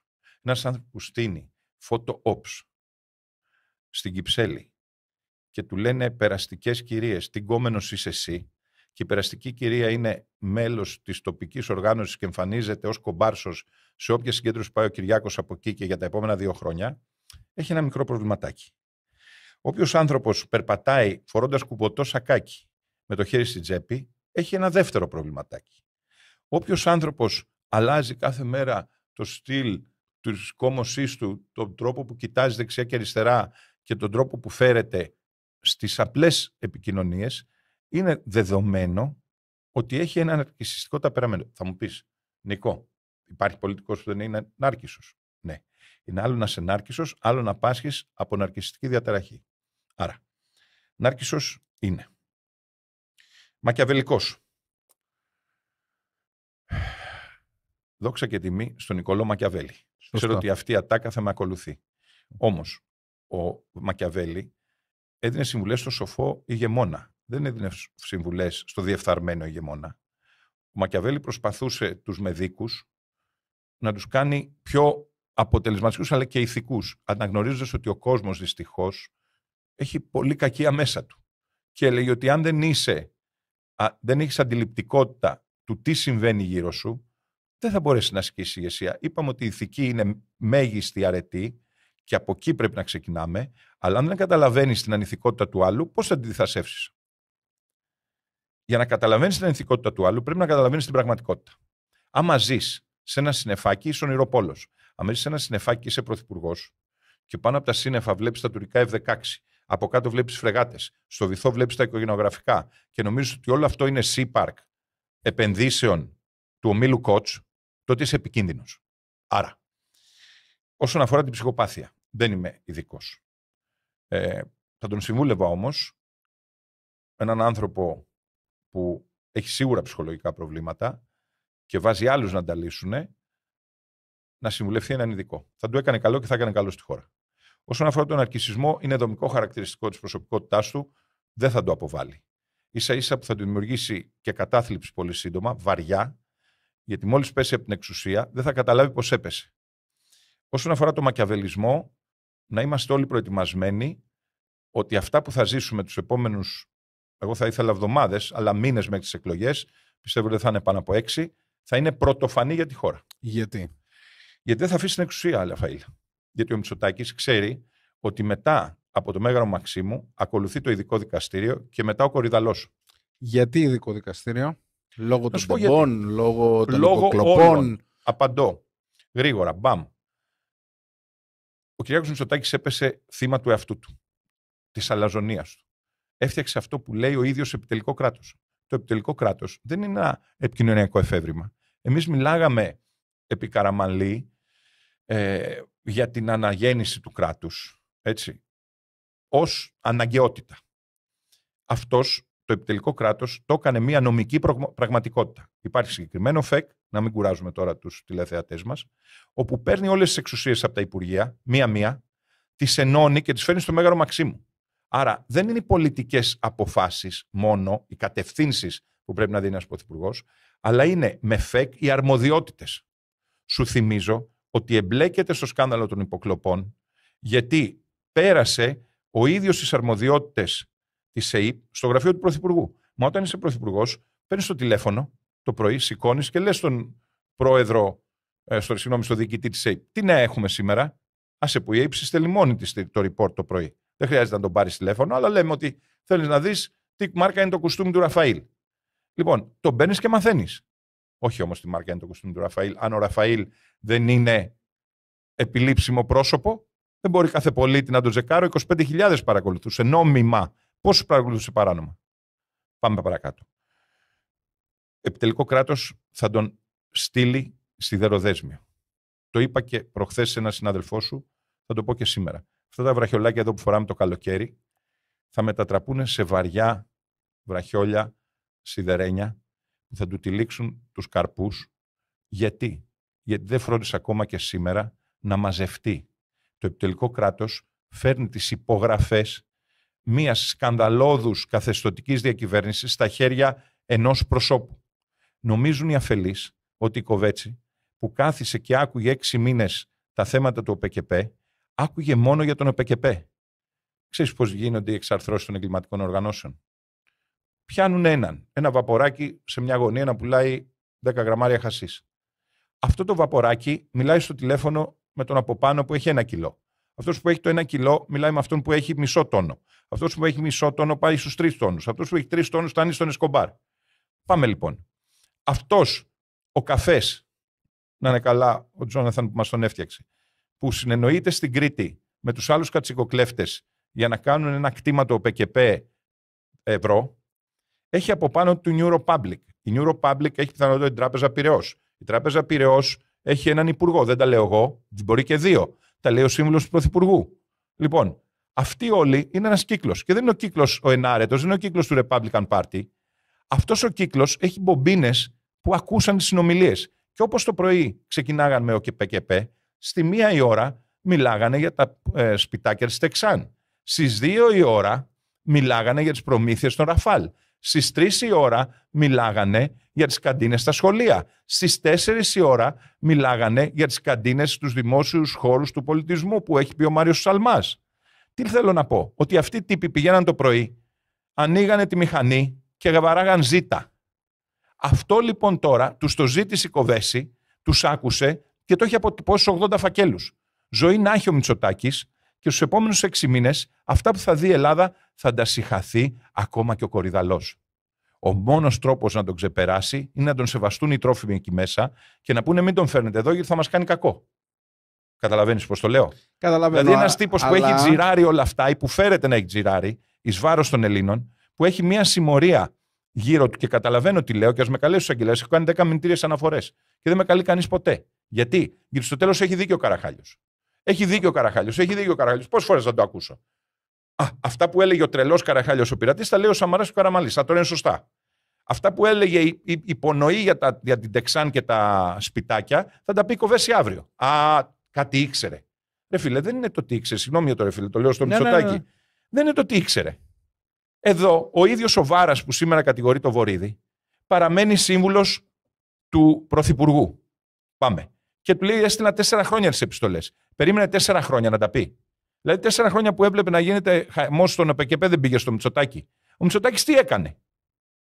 Λέει: δεν ξέρω. Πώς δεν ξέρεις? Επιτελικό κράτος είναι νόμος, δεν είναι επικοινωνιακό σλόγγαν. Αυτό θα τον οδηγήσει μέσα. Ξέρεις, και να σου πω κάτι ακόμα για την εθνική ασφάλεια μετά. Παρακαλώ. Το αμφισβητώ, διότι βλέποντας ότι η δικαιοσύνη ορίζεται από την πολιτική ηγεσία, δεν μπορώ να δω πώς θα προκύψει αυτό. Θα μου πεις εσύ, θα έρθει η Ευρωπαία Εισαγγελέας κτλ. Αλλά σε αυτά τα ζητήματα, καλός ή κακός, καλός κατά τη γνώμη μου, αλλά κακός στο γεγονός ότι δεν υπάρχει ανεξαρτησία της δικαιοσύνης, η ελληνική δικαιοσύνη θα αποφασίσει εν τέλει αν κάποιος πολιτικός είναι υπόλογος για μια πράξη. Δεν βλέπεις τώρα τι γίνεται στα Τέμπη, που η δίκη δεν προχωράει βέβαια για κάποια στοιχεία τα οποία δεν έχουν έρθει. Αλλά παρόλα αυτά βλέπουμε ότι ελάχιστοι πολιτικοί στην ιστορία της μεταπολίτευσης πλήρωσαν το τίμημα το οποίο τους αναλογούσε. Δεν βλέπεις, Νίκο, πόσοι ξεκίνησαν με 1-2 σπίτια και μετά έγιναν πάμπλουτοι, αυτούς τους έχει κυνηγήσει η δικαιοσύνη. Δηλαδή γι' αυτό δεν το αμφισβητώ ακριβώς αυτό που λες, αλλά είσαι δύσπιστος. Δεν είμαι τόσο αισιόδοξος για την ελληνική δικαιοσύνη. Απαντώ. Εκεί που έχω το άτυπο γραφείο μου στον κόλπο του Μαραθώνα, απέναντι είναι τα δικαστικά. Τα δικαστικά είναι ένας οικισμός δικαστών και εισαγγελέων. Είναι γύρω στα 2.000 σπίτια. Σπίτια, βίλες. Ερωτώ. Με μέσο μισθό ένας δικαστής 2.000 ευρώ, πώς μπορεί να κάνει βίλα των 2 εκατομμυρίων ευρώ? Δύσκολο, Πάμε. Αν το ακούσουν, μπορεί να με περιμένουν έξω από την πόρτα του στούντιο, αλλά θα υπομείνω και αυτό. Η δικαιοσύνη, δυστυχώς, δεν απαρτίζεται από ανεξάρτητους δημόσιους λειτουργούς. Απαρτίζεται από δημόσιους λειτουργούς. Οι δημόσιοι λειτουργοί στην Ελλάδα, δυστυχώς, είναι υπάλληλοι του κομματικού κράτους. Οι υπάλληλοι του κομματικού κράτους και του καθεστωτικού κομματικού κράτους είναι τι? Είναι μπιφτεκάκια που γυρίζουν στην ψιστιέρα. Μόλις λοιπόν αλλάξει η κυβέρνηση, γι' αυτό απαιτείται άμεση αλλαγή της κυβέρνησης, οι ίδιοι άνθρωποι που διώχνανε τους συγγενείς των θυμάτων των τεμπών και τους λέγανε βγες από το γραφείο μου, είσαι αναρμόδιος, τι θέλεις εδώ, με σκαιό τρόπο στους γονείς, είναι οι ίδιοι που θα λένε περάστε να σας φτιάξουμε καφέ. Ξέρετε, αμέλησα, ξέρετε, ξέχασα εκείνο, ξέχασα το άλλο. Γιατί τώρα υπάρχουν δύο πράγματα. Ένα, πλέον υπάρχει Ευρωπαίος Εισαγγελέας που δεν άντεξε άλλο και ήρθε και παρενέβη. Και δύο, θα υπάρξει άλλη κυβέρνηση μέχρι το Πάσχα. Άρα αυτοί οι ίδιοι δεν χρειαστεί αλλαγή. Στο σύνολο της δικαιοσύνης. Δεν θα λειτουργήσει το σύστημα περιμένοντας άλλα 2 χρόνια να βάλει νέα κυβέρνηση, αυτούς θα λήξουν οι θητείες τους. Πρώτα απ' όλα οι μισθοί θα παραιτηθούν. Θυμίσουμε. Θα παραιτηθούν γιατί δεν αντέχουν. Δεν αντέχουν όχι το ηθικό βάρος των αποφάσεων που έχουν πάρει, το νομικό. Ξέρεις ότι για την υπόθεση των τεμπών, άλλο φάκελο έχει στείλει η Ευρωπαϊκή Εισαγγελία και άλλο έχει μεταφράσει η Ελληνική Εισαγγελία. Οι δύο μεγάλες εταιρείες που ήταν υπεύθυνες για την 717 έχουν εξαιρεθεί από την ελληνική δικογραφία. Θα μου πεις είναι 25.000 σελίδες. Προλάβεις να διαβάσεις? Όχι. Έχω επιτελείο στο Φόρουμ 2020 νομικούς που τις διαβάζουν. Το καταλαβαίνεις τι έχουν κάνει οι Έλληνες εισαγγελείς? Έχουν εξαιρέσει από μόνοι τους τις δύο μεγάλες κατασκευαστικές και δεν τις έχουν βάλει στον άλλο φάκελο. Οποιοςδήποτε εισαγγελέας έρθει μετά θα αναγκαστεί να τους πάει για παράβαση καθήκοντος τουλάχιστον. Παίρνω το θάρρος και να κάνω και άλλες, όχι προβλέψεις, συμβολικές προβλέψεις. Εδώ έχουμε το μεγαλύτερο Έλληνα αθλητή. Λέγεται Γιάννης Αντετοκούμπο. Φαίνεται? Λοιπόν, ο Γιάννης με το χαμόγελό του, με τη δύναμή του, μας χάρισε ένα μετάλλιο σε Ευρωμπάσκετ μετά από χρόνια. Διαφήμιση. Περιβαλλοντική διαχείριση. Το βλέπουμε? Το βλέπουμε. Ανακυκλώστε, λέει, και κερδίστε. MVP, Most Valuable Protector. Προφανώς εννοεί protector του καλαθιού μας. Θέλω όποιος σκηνοθετεί την εκπομπή να κάνει focus λοιπόν σε αυτό το εδώ το σπιτάκι. Το βλέπουμε το σπιτάκι? Το βλέπουμε? Ναι, το σπιτάκι. Αυτό είναι ένα σπιτάκι της Τεξάν. Στο εξωτερικό πουλιέται 60.000 ευρώ. Στην Ελλάδα 360.000 ευρώ. Πού στήθηκε το πρώτο σπιτάκι? Έξω από το Υπουργείο Εσωτερικών. Ποιος ήταν υπουργός εκείνη την εποχή? Ο Τάκης Θεοδωρικάκος. Βλέπεις πώς ανακυκλώνεται η διαφθορά. Ο Θεοδωρικάκος που κατήγγειλε τον μπαμπά Μητσοτάκη, ο Θεοδωρικάκος ο συνεργάτης του Λαλιώτη, ο Θεοδωρικάκος ο γραμματέας της ΧΝΕ, ο Θεοδωρικάκος ο οποίος έβγαζε μαϊμού δημοσκοπήσεις στο Μέγκα, ο Θεοδωρικάκος ο οποίος έκανε μαϊμού εκλογές με το Μητσοτάκη, βρίσκεται υπουργός εσωτερικών σε μια υπόθεση που σε λίγο θα βοά όλη η Ελλάδα. Άρα εσύ θεωρείς? Εγώ θεωρώ ότι ο Γιάννης ο Αντετοκούμπο, επειδή έχει φίλους και συνεργάτες, μόλις ρωτήσει να μάθει, επειδή το παιδί που να ξέρει, θα αποσύρει το πρόσωπό του από αυτή τη διαφήμιση και θα λένε το ξέρω ο Καραχάλιος. Δεν θέλω να το ξέρει άλλο ο Καραχάλιος. Ξέρεις, θέλω να μπει ένα τέλος όλο αυτό. Έχω κάνει προτάσεις συγκεκριμένες, θα πούνε καταγγέλεις. Δεν λέω για τις μηνυτήριες αναφορές, που δεν με καλεί κανείς. Αντισυσάχθεια. Να σου πω τι είναι αυτό. Η σάχθεια ξέρεις τι είναι, γιατί ξέρει ιστορία. Βγήκε ο Σόλωνας και είπε: δεν αντέχουν άλλο οι φτωχοί αγρότες, ακτήμονες πολλοί από αυτούς, τα χρέη, τα σβήνουμε. Δεν λέω για θα μπω στη συζήτηση για τα χρέη τα σημερινά. Εγώ λέω το εξής. Είμαι ο Νίκος Καραχάλιος. Έρχομαι στην Ελλάδα το 2000 με 300, τότε δεν ήταν καν τα ευρώ, ήταν 300.000 τα ευρώ που είχα στο εξωτερικό. Τελειώνω την πολιτική μου θητεία νούμερο 1 δίπλα στον Καραμανλή το 9, χρεωμένος 30.000 ευρώ στις τράπεζες. Κάπου χάθηκαν κάποια λεφτά. Ή έκανα κακή διαχείριση, ή πήγαινα στα μπουζούκια, πήγαινα και στα μπουζούκια, αλλά δεν έριχνα γαρδένιες, ή τα έτρωγα στο λαχείο ή στο τζόγο, δεν το έκανα αυτό, τα επένδυσα ουσιαστικά σε αυτά τα 10 χρόνια ως λειτουργός. Μάλιστα. Έρχεται ένας άλλος που λέγεται Κώστας Καραχάλιος. Και από εκεί που έχει 300.000 ευρώ και ένα σπίτι κληρονομμένο από τη μάνα του, βρίσκεται με 3 εκατομμύρια ευρώ και 15 σπίτια. Πάλι καλά. Τώρα έχει θεία από το Σικάγο. Κύριοι, όσοι ασκήσατε διακυβέρνηση τα 10 τελευταία χρόνια, είναι σαφές ότι έχετε κάνει δηλώσεις συγκεκριμένες για πόθεν έσχες. Ελέγχονται όμως μόνο για το έσχες και γίνεται αυτό το αστείο έσχος κάθε χρόνο να λένε αυξήθηκαν τα σπίτια του Καραχάλιου, του Καλυβιώτη, χρόνο με το χρόνο. Και κανείς δεν ρωτάει πώς. Πάμε λοιπόν, αφού είναι καταγεγραμμένα, και μέχρι να μας αποδείξετε το πώς, παγώνουν όλα. 10.000 είναι οι Κυριακίστας, παγώνουν ρε παιδιά. Και αφού έχετε φάει, να ζήσετε κι εσείς, να τους βγάλουν και από το ΝΟΑΕΔ, να τους βγάλουν ένα ταμείο πολιτικής ανεργίας. Και αν θέλει ο Μητσοτάκης να μ' ακούσει, και αν θέλει να σωθεί, ο ίδιος από το ειδικό δικαστήριο και τα βραχιολάκια, να το κάνει τώρα. Να την πάρει την ιδέα. Αντισυσάχθεια τώρα, με πρώτον τον εαυτό του. Και να μας πει πώς έφτασε να παίρνει ακόμα και την επιδότηση για το λάδι του ΟΠΕΚΕΠΕ, τα 8.000, που δεν είχε την τζίπα, γιατί μου λένε για το εισιτήριο των Boston Garden, των Boston Celtics. Δεν είχε την τζίπα, αυτά τα 8.000 να τα κάνει πίσω δώρο στον Οργανισμό Ελαιοπαραγωγών Χανίων. Θα σου κάνουν μήνυση. Και τα πήρε.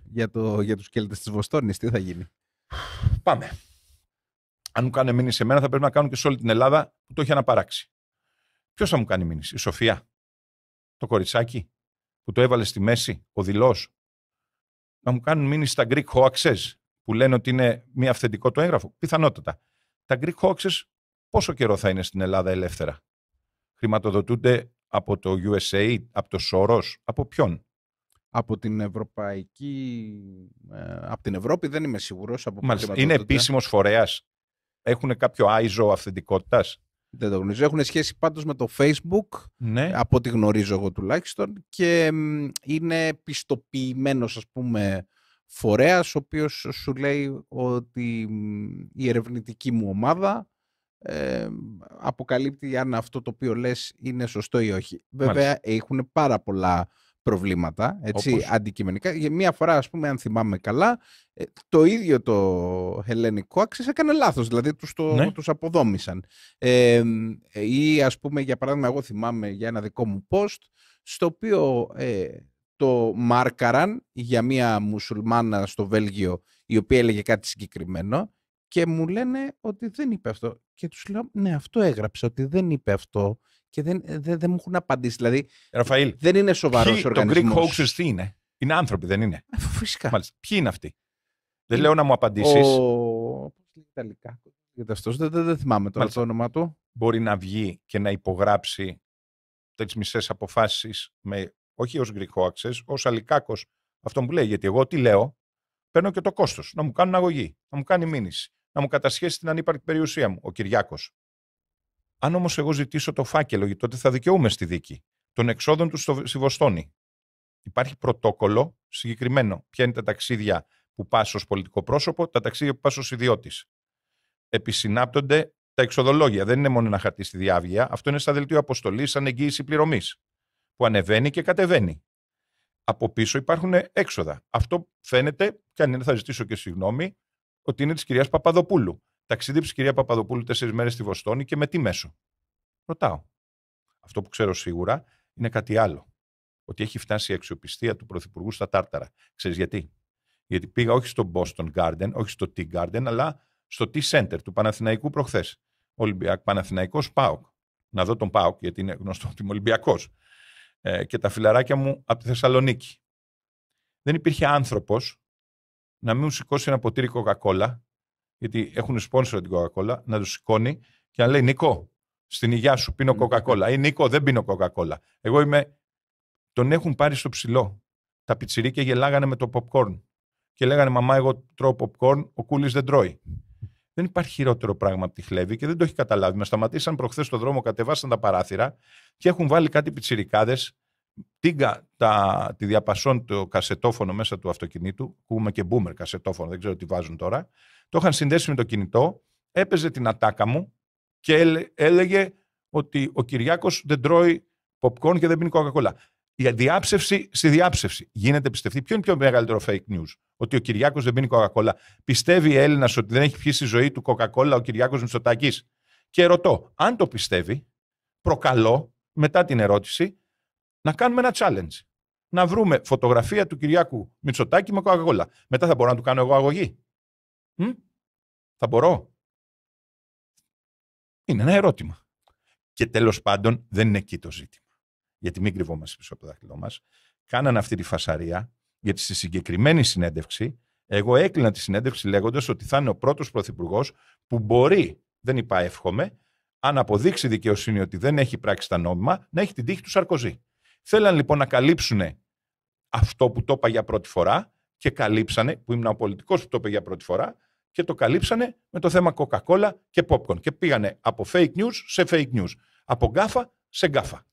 Λοιπόν, να φύγουμε λίγο από τον Μητσοτάκη αυτόν καθεαυτόν Και να πάμε στο ζήτημα της επιστροφής σου κιόλας στην Ελλάδα, διότι εδώ πέρα σε έχουν χρεώσει σε διαφόρους. Σε έχουν χρεώσει στο Βελόπουλο, ότι δίνει συμβουλές στο Βελόπουλο. Σε έχουν χρεώσει ότι δίνει συμβουλές στην Καριστιανού. Από αυτό νομίζω το έχεις πει και ο ίδιος, ότι έχεις επικοινωνία με την κυρία Καριστιανού.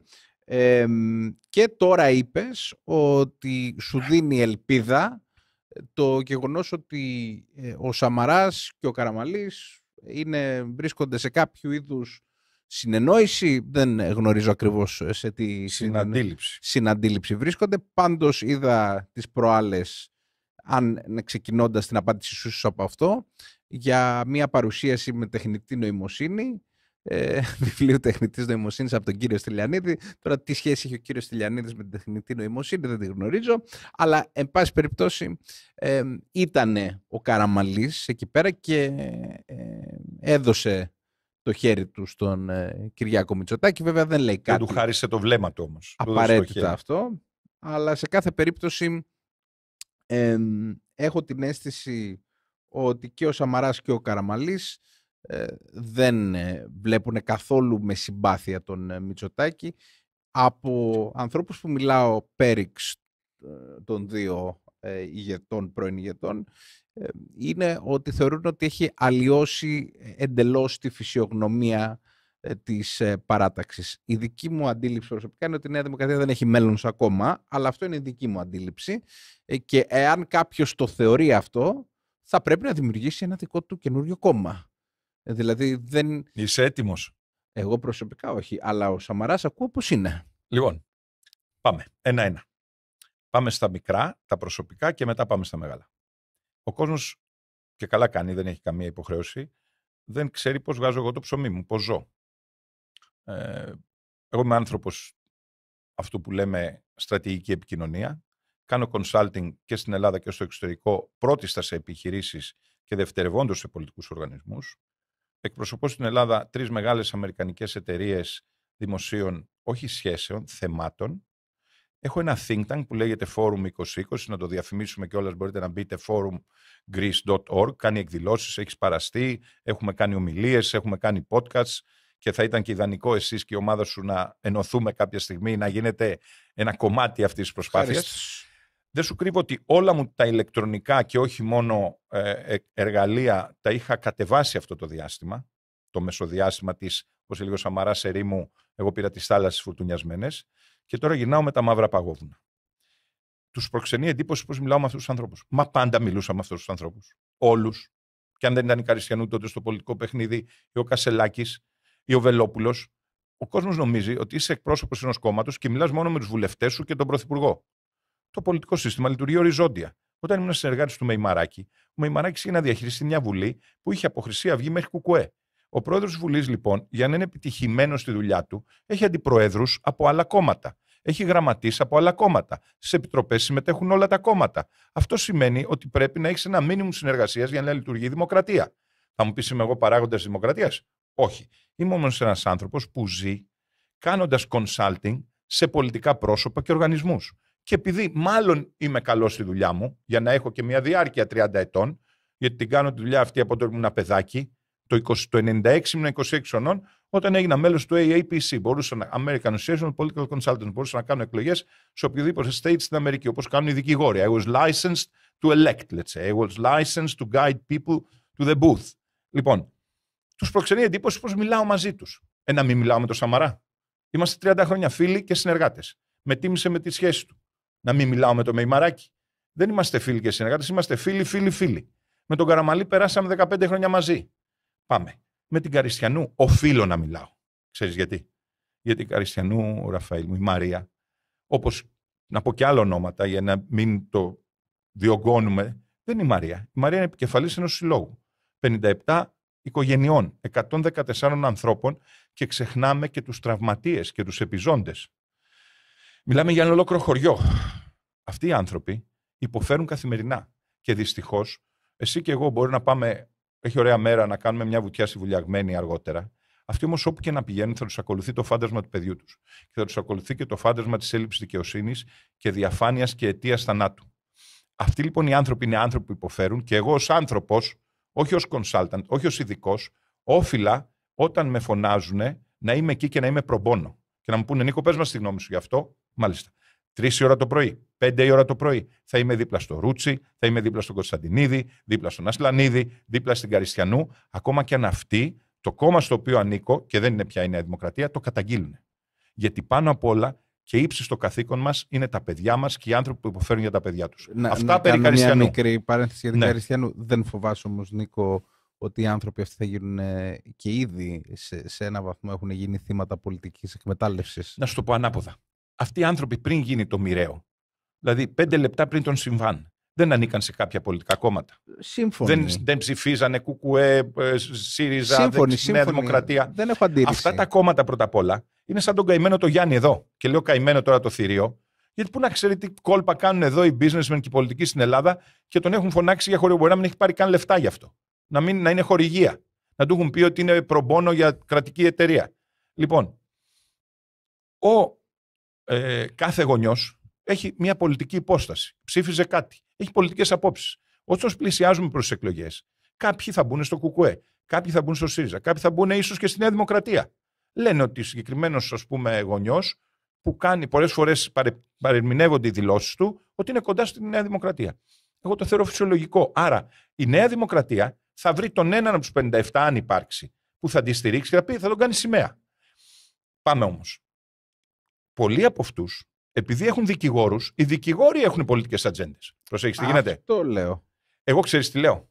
Ως φίλος τους, έτσι, ως ένας από την πλατεία, ως ένας από το 1 εκατομμύριο που κατέβηκε στον δρόμο. Ότι για να είναι καθαρά τα πράγματα, επειδή στην Ελλάδα τίποτα δεν είναι καθαρό, κάντε ένα κόμμα μίας χρήσης, αφού δεν σας ακούνε στη Βουλή, εκτός αν την είστε τη στιγμή όπως έκανε με το Ρούτσι, τον ήρωα πλέον Ρούτσι, τον κατέστησε ο Μητσοτάκης ήρωα και ο Άδωνης και τα άλλα αυτά τα κακά παιδιά από το Μαξίμου, αντί να κάνετε άλλους ήρωες, γονείς, δώστε διέξοδο. Δεν αντέχετε το αποτέλεσμα του πορίσματος. Πηγαίνετε σε εκλογές πριν βγει το πόρισμα για τις τοξικολογικές. Γιατί αν μία από τις ορούς βρεθεί κάτι, αυτοί δεν θα αντέξουν να φτάσουν στις εκλογές, δεν θα κατεβάσουν ψηφοδέλτια. Πάμε λοιπόν. Όπως είπαμε, και δίνουμε λύσεις τώρα στο Μητσοτάκη εδώ, να κάνει το αντισυσάχθεια πριν έρθει το αντιρίκο, πριν έρθει το Greek Ρίκο και τους βρούνε όλους σε payroll, και δεν είναι η Εύα Καηλή η μόνη κατηγορούμενη, αλλά είναι η μισή κοινοβουλευτική ομάδα της Νέας Δημοκρατίας, να τα έχει πάρει από Καταριανούς και μουσουλμανικές αδελφότητες, γιατί αυτό θα γίνει στο τέλος. Τι εννοείς? Εννοώ ότι μία σειρά οργανισμών στη χώρα θα αποκαλυφθεί αργά ή γρήγορα ότι χρηματοδοτούνται με ανίκιο τρόπο, παράνομο τρόπο. Ότι πολλά από αυτά τα έξαλα που έβλεπες στην τηλεόραση σε όλα τα κανάλια να υποστηρίζουν γονείς από το ίδιο φύλο που πρέπει να υιοθετήσουν παιδιά, δεν ήταν ιδέες που τους ήρθανε κοιτάζοντας τη λίμνη της Βουλιαγμένης, αλλά τους ήρθανε κοιτάζοντας το τραπεζικό τους λογαριασμό. Ότι όλοι αυτοί οι spokesmen και για τα εμβόλια και για τα περίεργα αυτά woke, για όλες αυτές τις υπερβολές, είχαν κίνητρο την τσέπη τους. Δεν είχαν κίνητρο την ιδεολογία τους. Αυτά λοιπόν τώρα ξεψαχνίζονται, τα βλέπουν οι άνθρωποι στις ΗΠΑ. Ήδη ο πρόεδρος Τραμπ έχει πει ότι το USA τέλος, όπως το ξέρουμε, και αυτό σιγά σιγά αρχίζει να σταματάει τη χρηματοδότηση, αλλά αυτοί δεν θα βρίσκουν λεφτά να λένε τις εξαλλοσύνες που λέγανε, και απ' την άλλη θα ελεγχθούν για τα λεφτά που πήρανε. Ένα το κρατούμενο. 2. Με ρώτησες και επαναλαμβάνω για τα κόμματα. Εγώ προτιμώ η πλατεία να μετατραπεί σε ένα κίνημα και το κίνημα σε ένα κόμμα, που θα είναι ένα κόμμα ειδικού σκοπού, ας το πούμε έτσι, που αν δεν έχει βρεθεί λύση με τις εκλογές, να εκπροσωπηθεί στη Βουλή για να κρατήσει τη σημαία της κάθαρσης για τα τέμπη, που όμως είναι η κάθαρση στη δικαιοσύνη ψηλά, να το βάλει στην οποιαδήποτε κυβέρνηση ως πρώτη προτεραιότητα και μετά ο καθένας να πάρει το δρόμο του. Αν ο κόσμος δει ότι αυτό το μονοθεματικό ζήτημα τον εκφράζει, γιατί δεν είναι μονοθεματικό το ζήτημα της δικαιοσύνης, η δικαιοσύνη είναι ο πυλώνας της δημοκρατίας μας. Λοιπόν, να συνεχίσουν οι άνθρωποι και ας κάνουν μια συλλογική ηγεσία. Θέλουν να έχουν τη Μαρία επικεφαλής, δεν θέλουν να έχουν τη Μαρία επικεφαλής. Θέλουν να βρουν κάποιον από τους να έχουν μια συλλογική ηγεσία. Δεν θα είναι κόμμα. Θα ήταν πάντως πάρα πολύ ωραία ιδέα για συνταγματική αναθεώρηση. Μπράβο. Γιατί και το πολίτευμά μας νοσεί. Έτσι. Αφού λοιπόν οι λύσεις πρέπει να έρχονται από την πλατεία, αφού η πλατεία, ό,τι και να πει, μαζεύτηκε 1,5 εκατομμύριο κόσμος και ο Μητσοτάκης έπρεπε να δει έναν απεργό πείνα στην 22η μέρα για να ξυπνήσει. Εντάξει, δεν ξύπνησε, ο Ιερώνυμος τον ξύπνησε. Ο Ιερώνυμος. Θα έπρεπε να πάει ο Αρχιεπίσκοπος να κάτσει δίπλα στον απεργό πείνας για να δείξει ότι εδώ, παιδιά, αυτό δεν είναι πολιτικό. Δεν είναι καν θέμα δικαιοσύνης. Έχουμε ένα ανθρωπιστικό πρόβλημα από μόνο του. Έναν άνθρωπο απεγνωσμένο που δεν βρίσκει το δίκαιο του πουθενά και πρέπει να έρθει ο Αρχιεπίσκοπος στην πλατεία Συντάγματος μπροστά στον άγνωστο στρατιώτη για να λυθεί το ζήτημα. Να λυθεί. Να παραταθεί η ζωή του, γιατί το ζήτημα δεν έχει λυθεί ακόμα και σωστά ο άνθρωπος οριέται. Ακόμα οριέται. Λοιπόν, γιατί να τους εξωθήσουμε στην αναζήτηση της αλήθειας? Να τους δώσουμε διέξοδο. Λέει ο Μητσοτάκης τώρα, θα δούμε τις τοξικολογίες και τους βάζει αστερίσκους στις τοξικολογικές. Δηλαδή, χάνει το μάτς 5-0, πάει στην παράταση, χάνει στην παράταση, θέλει να πάει στα πέναλτι, αλλά αλλάζει τους κανόνες του παιχνιδιού. Και από εκεί που παίζαμε μπάλα, τώρα παίζει μπάσκετ. Και λέει, θα βαρέσουμε και βολές. Μόλις χάσει και τις βολές, όπως έκανε όταν έπαιζε μπάσκετ στο κολέγιο, θα πει τώρα παίζουμε τένις. Θα έρθει ο Τζόκοβιτς, θα τρέχει από πίσω του όπως έτρεχε στην Παναγία της Τίνου. Δηλαδή, αλλάζει όχι μόνο τα goal post, όχι τους κανόνες του παιχνιδιού, αλλάζει και το παιχνίδι. Για να παραμείνει μια μέρα παραπάνω στην εξουσία. Ουσιαστικά γιατί? Για να μείνει παραπάνω μια μέρα στην ελευθερία. Γιατί όλα αυτά, τα περισσότερα από τα οποία έχει κάνει αυτή η κυβέρνηση, είναι σκανδαλώδη. Θα γίνει μήλος, όπως έγινε με τον ΟΠΕΚΕΠΕ, και θα αρχίσουν να πέφτουν πιστολιές στην Κρήτη σε λίγο. Γιατί τους έχουν παγώσει τις καταθέσεις, αυτό που λέγαμε εμείς για τον Ρίκο στην Ελλάδα, να παγώσει. Όποιος δεν μπορεί να τα δικαιολογήσει. Ήδη το έχει κάνει αναγκαστικά στην Κρήτη η ΑΔΑΕ. Αυτό τι σημαίνει? Ότι αυτοί δεν θα έχουν λεφτά να κινηθούν. Θα πάνε να τα ζητήσουν από τους ταβατζίδες που τα δίναν. Οι ταβατζίδες είναι ένοπλοι εκεί κάτω. Θα δεις τι θα γίνει το επόμενο διάστημα. Θα τρέχει το εγκληματολογικό και δεν θα φτάνει. Και αυτό στην πόλη των Χανίων, του μεταμορφωτή της Ελλάδας, παραμορφωτή λέω εγώ, Κυριάκου Μητσοτάκη. Για πάμε τώρα Σαμαράς Καραμανλής. Δηλαδή είχαμε όσον αφορά το ζήτημα του Σαμαρά, γιατί ο Σαμαράς φημολογείται ότι είναι το πιο πιθανόν να κάνει κόμμα. Είχαμε τις 90-91 προσωπικότητες, όπου εκεί πέρα υπήρχαν και πολύ σοβαρά έτσι, πρόσωπα. Εσύ δεν ήσουν ανάμεσα. Δεν ήμουν στους 91. Γιατί? Να απαντήσω. Γιατί? Ο Μελέτης ο Μελετόπουλος είναι φίλος μου. Είναι και συναπόφυτός μου. Η αρχική... Να τη μασονία. Ναι. Όχι, να σου πω κάτι. Υπάρχει μασονία του μπάσκετ. Ναι. Ανήκω σε αυτή τη μασονία. Υπάρχει μασονία των χειμερινών κολυμητών βουλιαγμένης. Και σε αυτήν. Εντάξει, σε πειράζω. Ναι, το ξέρω. Όχι, είναι καλό να στηρίζεσαι με τους συμμαθητές σου. Όπως πολλές παρέες δημιουργούνται στο στρατό. Σωστά. Έτσι δεν είναι? Εγώ έχω, η καλύτερη μου φίλη είναι μια παρέα της Φιλοθέης, ξέρω εγώ, που πηγαίναμε στην ίδια καφετέρια από παιδιά. Λοιπόν, τους φίλους, αυτό είναι χαρακτηριστικό και ωραίο στην Ελλάδα, τους στηρίζεις. Λοιπόν, κάποιοι από αυτούς είναι και συμμαθητές μας. Πάμε όμως. Γιατί δεν υπέγραψες? Με ρώτησες για το ότι δεν υπέγραψα. Δεν υπέγραψα γιατί αυτό απευθυνόταν σε διεθνολόγους, ανθρώπους που έχουν να κάνουν με εξωτερική πολιτική με εξειδίκευση. Συνυπέγραψα γιατί αυτό βγήκε στο διαδίκτυο αμέσως μετά και έβαλα την υπογραφή μου ηλεκτρονικά ότι στηρίζω το κείμενο. Okay. Άρα, επειδή ήταν εξειδικευμένοι, εγώ είμαι πολιτικός επιστήμονας. Οι περισσότεροι, ο Γιάννης ο Μάζης, οι άνθρωποι, ο Κώστας ο Γρίβας, οι άνθρωποι που υπογράψανε, έχουν όλη εξειδίκευση σε διεθνή θέματα και θέματα άμυνας. Έχω κι εγώ άποψη εκεί, γνωρίζω, αλλά δεν είμαι Μελετόπουλος, δεν είμαι Γρίβας, δεν είμαι Μάζης. Έτσι. Αν βγει κάτι που αφορά τα συνταγματικά, κάτι που αφορά τη λειτουργία της δημοκρατίας, τα θέματα του τύπου, εκεί θα βάλω πρώτο. Άρα στηρίζεις γενικά αυτή την κίνηση? Στηρίζω την κίνηση του 91 σαφέστατα γιατί με εκφράζει. Αλλά οι 91 τι κάνανε? Αν το διαβάσει κανείς το κείμενο. Κάνανε follow-up, να το πω έτσι, και συγγνώμη τώρα μου ξεφεύγει καμιά αγγλική.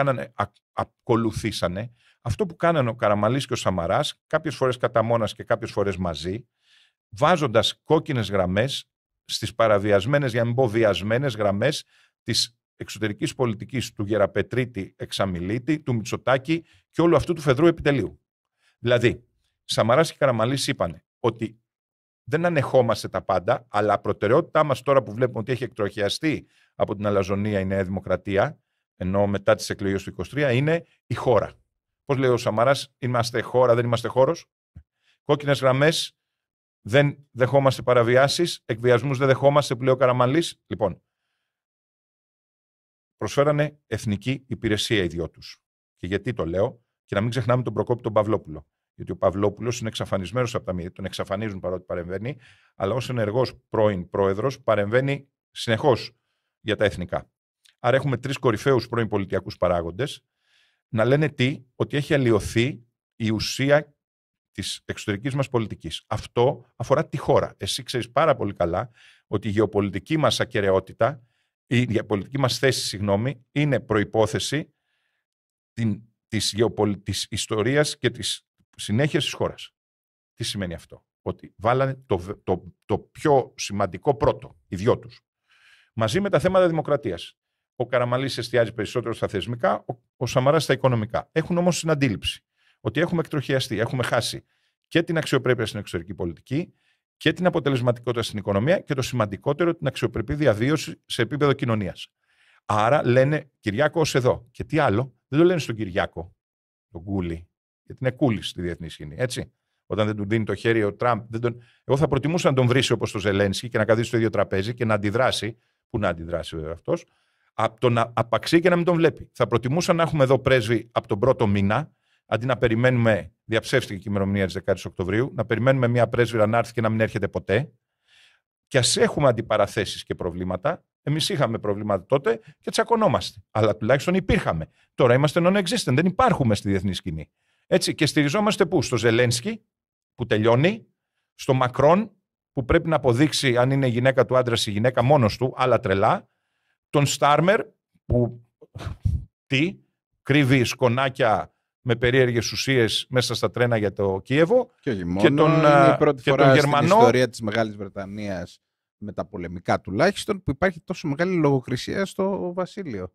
Δεν έχει ξαναγίνει αυτό στην ιστορία. Η χώρα του ελεύθερου τύπου να έχει πως 2.800 αγωγές για κάτι τρελά νούμερα. Δηλαδή ο ίδιος με αυτόν τον τρόπο τελείασε το Εργατικό Κόμμα για πάντα με αυτό που έκανε. Το τελείωσε. Δηλαδή πόσο Τσίπρας τελείωσε, ας πούμε, την έννοια της αριστεράς για πάντα στην Ελλάδα, τουλάχιστον με αυτή τη μορφή, και γι' αυτό προσπαθεί να επανεφευρεθεί με νέους πατριωτισμούς κτλ. Έτσι και ο Στάρμερ τελείωσε για πάντα τους εργατικούς με τη μορφή που ξέρουμε τουλάχιστον στο Ηνωμένο Βασίλειο. Συμφωνώ. Αλλά για να σου κλείσω αυτό, Σαμαράς, Καραμανλής έχουν προσφέρει ήδη εθνικό έργο. Πώς? Η συμφωνία που είχε κάνει για τα ήρεμα νερά ο Μητσοτάκης με τον Ερντογάν και ήταν και αποτέλεσμα της προσωπικής διπλωματίας του Βοσπόρου, τότε που πήγε, και το ξεχνάμε αυτό το ταξίδι κόλαφος, πολύ σωστό, με Γεραπετρίτη και το γιο του να δει τον Ερντογάν στο Βόσπορο χωρίς να φοράει γραβάτα. Βλέπεις, με πιάνει όταν τα σκέφτομαι αυτά, γιατί ξέρω και τι έχει γίνει από πίσω, όπως το ξέρουν και ο Σαμαράς και ο Καραμανλής. Είπανε ως εδώ, αλλά δεν το είπανε στους Έλληνες μόνο, το είπανε στους ξένους. Οι ξένοι όλες τις μεγάλες συμφωνίες που είναι επιζήμιες για τη χώρα ή αποβαίνουν επιζήμιες για τη χώρα, τις θέλουν να περνάνε με 200 ψήφους, να έχουν τα 2 τρίτα του Κοινοβουλίου. Γιατί δεν ξέρουν πολύ καλά ότι δεν υπάρχει συνέχεια στη διοίκηση στην Ελλάδα και μπορεί μια κυβέρνηση να ανατρέψει τις αποφάσεις άλλες. Θέλουν λοιπόν διακομματική συνένεση. Βγαίνοντας οι δύο πρώην πρωθυπουργοί που ελέγχουν σε μεγάλο βαθμό την κοινοβουλευτική ομάδα της Νέας Δημοκρατίας, ήξεραν οι ξένοι ότι δεν μπορεί να περάσει η όποια προδοτική συμφωνία τύπου πρέσπες του Αιγαίου. Άρα από εκείνη την ημέρα ο Μητσοτάκης άρχισε να μετράει αντίστροφα, γιατί είχε να ξεπουλήσει μερικά σημικά ακόμη, αυτά που βλέπουμε ότι ξεπουλάει, αλλά δεν μπορούσε να τους κάνει τη μεγάλη χάρη και τώρα πάει και την κάνει έμεσα για τα πετρέλαια του Αιγαίου. Άρα Σαμαράς και Καραμανλής αποτρέψανε τη μεγάλη συνθηκολόγηση. Άρα εσύ λες ότι ο Μητσοτάκης τι είναι, ενεργούμενο των ξένων, δηλαδή? Όχι, εγώ το λέω ανοιχτά. Ήθελε να προχωρήσει στις πρέσπες του Αιγαίου, δηλαδή συμφωνείς ότι ήταν επιδίωξή του, γι' αυτό προχώρησε στην Συμφωνία των Αθηνών?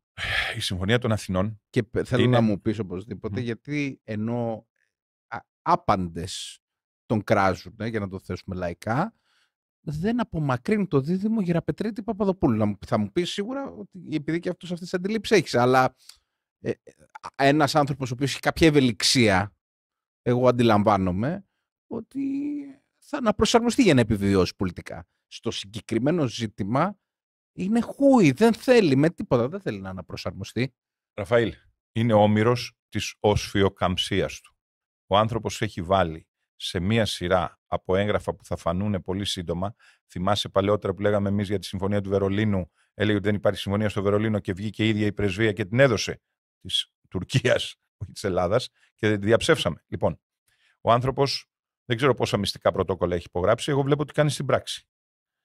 Στην πράξη βλέπω τα ελληνικά ρουκετοβόλα και τα ελληνικά όπλα, τα βαρέα όπλα που υπήρχαν στο Αιγαίο, δεν λέω, προσέχω τις λέξεις μου, να βρίσκονται στην πρώτη γραμμή σε χέρια Ουκρανών.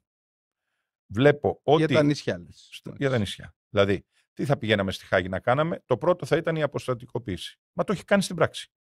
Αντί να μοιράσει τα πετρέλαια του Αιγαίου, μοιράζει τα πετρέλαια του Λιβικού πελάγου, της Νοτιού Κρήτης. Δηλαδή, αντί να προχωρήσει σε συμφωνίες εν το συνόλο, πάει και κάνει slicing, κόβει φέτες, ό,τι απέμενε από την ελληνική υπεραξία, είτε ως άμυνα και στρατιωτική υπόσταση στο Αιγαίο, στην πλευρά που κάνει face στην Τουρκία, είτε ό,τι έχει να κάνει με το υπεδαφός της. Το κάνει βήμα-βήμα, φέτα-φέτα. Γι' αυτό και ο Ερντογάν δεν αντιδρά. Σου λέει, αυτός μας τα δίνει μόνος του. Δεν χρειάζεται να πέσει βόλη, ούτε να τον πάμε σε δικαστήριο. Δεν θα ξοδέψει τα δικαστικά. Θα πω κάτι που θα το εκτιμήσεις, νομίζω, γιατί εσύ, επειδή έχεις ασχοληθεί με αυτά τα κομμάτια της ψυχολογίας των μαζών, εντός εισαγωγικά το λέω έτσι, δεν θεωρώ τους ανθρώπους μάζα, παρόλο ότι και οι πολιτικοί και οι επιχειρηματίες και η ελίτ γενικά τους αντιμετωπίζουν έτσι. Αλλά αυτός ήταν και το αποτέλεσμα της μεγάλης ψυχολογικής επιχείρησης μετά τη Συμφωνία των Πρεσπών, ότι παρόλο ότι μαζεύτηκε τόσος πολλής κόσμος σε όλη την Ελλάδα και με πολύ έντονη ορμή και με πολύ έντονη διάθεση να πει ένα βροντερό όχι για αυτή τη συμφωνία, είδε ότι όλοι τον έγραψαν στα παλαιότερα των υποδημάτων του. Και άρα, όταν ας πούμε κάποιος ερωτάει, μα γιατί ο κόσμος πια δεν αντιδρά, μα πώς θα αντιδράσει? Οποτεδήποτε έχει κατέβει, οποτεδήποτε, είτε ήταν τα μνημόνια, είτε ήταν η Συμφωνία των Πρεσπών, όλα με διαφορετικά χαρακτηριστικά και μπορούμε να τα βάλουμε στο ζύγι. Για τη Συμφωνία των Πρεσπών όχι. Για τα μνημόνια πες ότι εντάξει, υπάρχουν και διαφορετικές προσεγγίσεις. Παρ' όλα αυτά, δεν μπορεί κάποιος όταν ένα τόσο μεγάλο μέρος του εισοδήματός του κατακρεουργείται να μην κατέβει κάτω και να αντιδράσει. Είτε ήταν για τα τέμπη. Βλέπει λοιπόν αυτός ο κόσμος κάθε φορά όταν έχει αίτημα, διότι αυτό σημαίνει δημοκρατία. Όταν έχω αίτημα για κάτι και κατεβαίνω μαζικά σαν κοινωνία, υποχρεούται το πολιτικό σύστημα να με ακούσει, αλλιώς θα γίνουν αυτά που συμβαίνουν στη Μεγάλη Βρετανία σήμερα. Αλλιώς θα γίνουν αυτά που συμβαίνουν στην Αμερική και τελείωσαν. Δηλαδή, Υπάρχει κοινωνικό κίνημα που άλλαξε όλη την Αμερική. Γιατί δεν τους άκουγαν τόσο καιρό. Άρα, αυτό που θέλω να σου πω είναι ότι εδώ πέρα οι Έλληνες είναι μουδιασμένοι αυτή τη στιγμή. Δηλαδή, σε ακούω σε αυτά που λες, σε πολλά από αυτά που λες συμφωνώ, και σε αυτά που δεν συμφωνώ είναι επειδή δεν έχω πιθανώς πληροφορίες ή δεν μπορώ να τα αποδείξω και να σου πω ότι συμφωνώ. Εσύ πιθανώς έχεις πράγματα που μπορείς να αποδείξεις. Παρ' όλα αυτά, πώς θα έρθει αυτή η αλλαγή? Δηλαδή, πώς θα πούμε ότι αλλάζει κάτι από τη στιγμή που ένας ολόκληρος κόσμος είναι στην αποχή, όταν πιστεύει ότι δεν θα αλλάξει κάτι με την ψήφο του? Δηλαδή, έχουμε και όλο αυτό το φαινόμενο το οποίο έχει να αντιμετωπίσει το πολιτικό σύστημα. Εμείς σαν κοινωνία έχουμε να το αντιμετωπίσουμε. Η ελληνική. Απαντώ. Επειδή δεν υπάρχει απάντηση μιας λέξης και συνήθως η ανυπομονησία μας στη σύγχρονη εποχή θέλει, θα μπορούσα να πω με παιδεία και πολιτισμό, με αλλαγή κουλτούρας. Πρώτον, με αλλαγή του εσωτερικού μας, της εσωτερικής μας ψυχοδομής.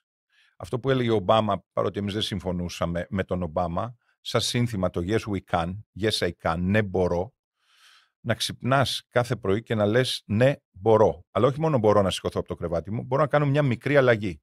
Εγώ το λέω στους φίλους μου. Ακόμα και τη διαδρομή που πας για το σπίτι σου, για το γραφείο σου, για τη δουλειά σου, για την σχολή σου. Να αλλάζεις δρόμο. Να βγαίνεις από τη ρουτίνα. Πίνεις καφέ black που πίνω εγώ αμερικάνικο εδώ. Πιες εσπρέσο. Πίνεις εσπρέσο. Πιες ελληνικό. Μικρές αλλαγές. Φοράς το ρολόι σου. Εγώ ξέρεις τι έχω κάνει? Φοράω το ρολόι που δεν φόραγα. Έχω κάνει 2 αλλαγές. Φοράω ένα ρολόι που δεν το φοράω στο δεξί χέρι, με ώρα μπροστά. Ώρα μπροστά, καταλαβες? Ναι. Και φοράω και μια βέρα, χωρίς να είμαι παντρεμένος, για να έχω μια δέσμευση που είναι πολιτική. Ότι η υπόσχεσή μου είναι θηλυκή υπόσχεση σε μια ελπίδα που και αυτή είναι θηλυκή, για μια Ελλάδα που και αυτό είναι κορίτσι, να είναι πια η απαλλαγή από την αυλή του καθεστώτος. Άρα, υπόσχεση, αλλαγή, συναισθηματισμός. Αυτά είναι από τις ανισιές μου. Μου τα έχουν χαρίσει όταν τέλειωσε η μία το δημοτικό και μου έδωσε και άλλη να τέλειωσε την τρίτη. Συν ατομικές αλλαγές, ένταξη κινήματα. Μπορεί να είναι ένα κίνημα για τη βελτίωση της, της ποιότητας ζωής στη γειτονιά μας. Για μια καλύτερη παιδική χαρά στο Μαρούσι. Δεν λέω να κάνουμε όλοι MAGA movement. Δεν είναι εύκολο αυτό που έγινε στην Αμερική. Έτσι, εδώ βλέπω Make Greece Great Again. Θα μπορούσαν να έρχονται στις εκδηλώσεις του Ρεπουμπλικανικού Κόμματος. Θα μπορούσαν να ενημερώνονται καλύτερα. Αλλά αυτά είναι θεωρητικά.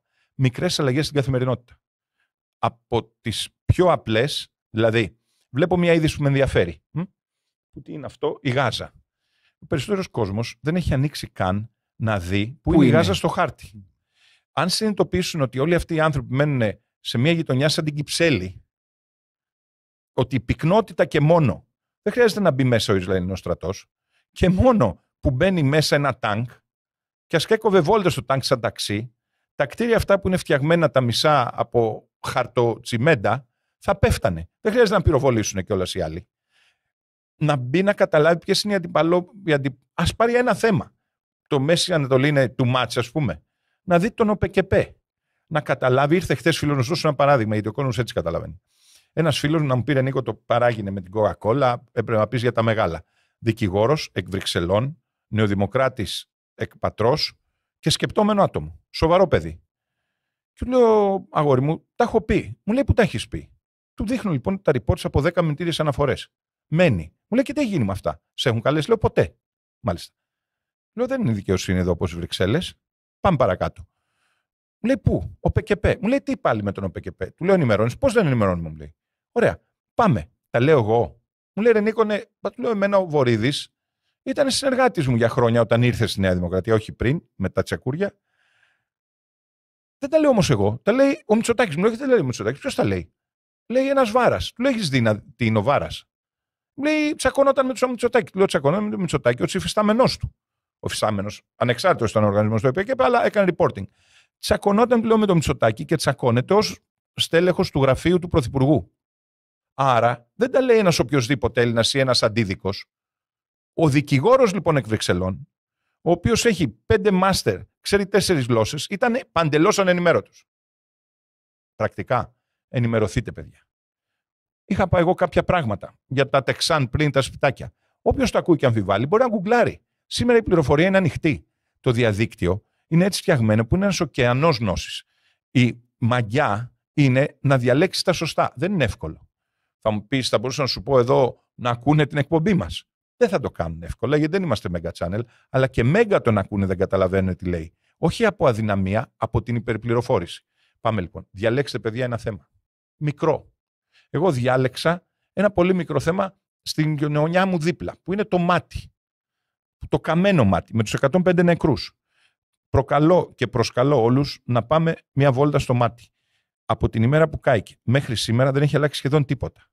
Έχουν περάσει 2 κυβερνήσεις, κόμματα, έχουν περάσει τόσα χρόνια, έχουν βγει αποφάσεις και ένας δρόμος να ανοίξει από αυτούς που οδήγησαν τους ανθρώπους στο θάνατο, τα στενάκια αυτά των 40 εκατοστών, δεν έχει γίνει 60.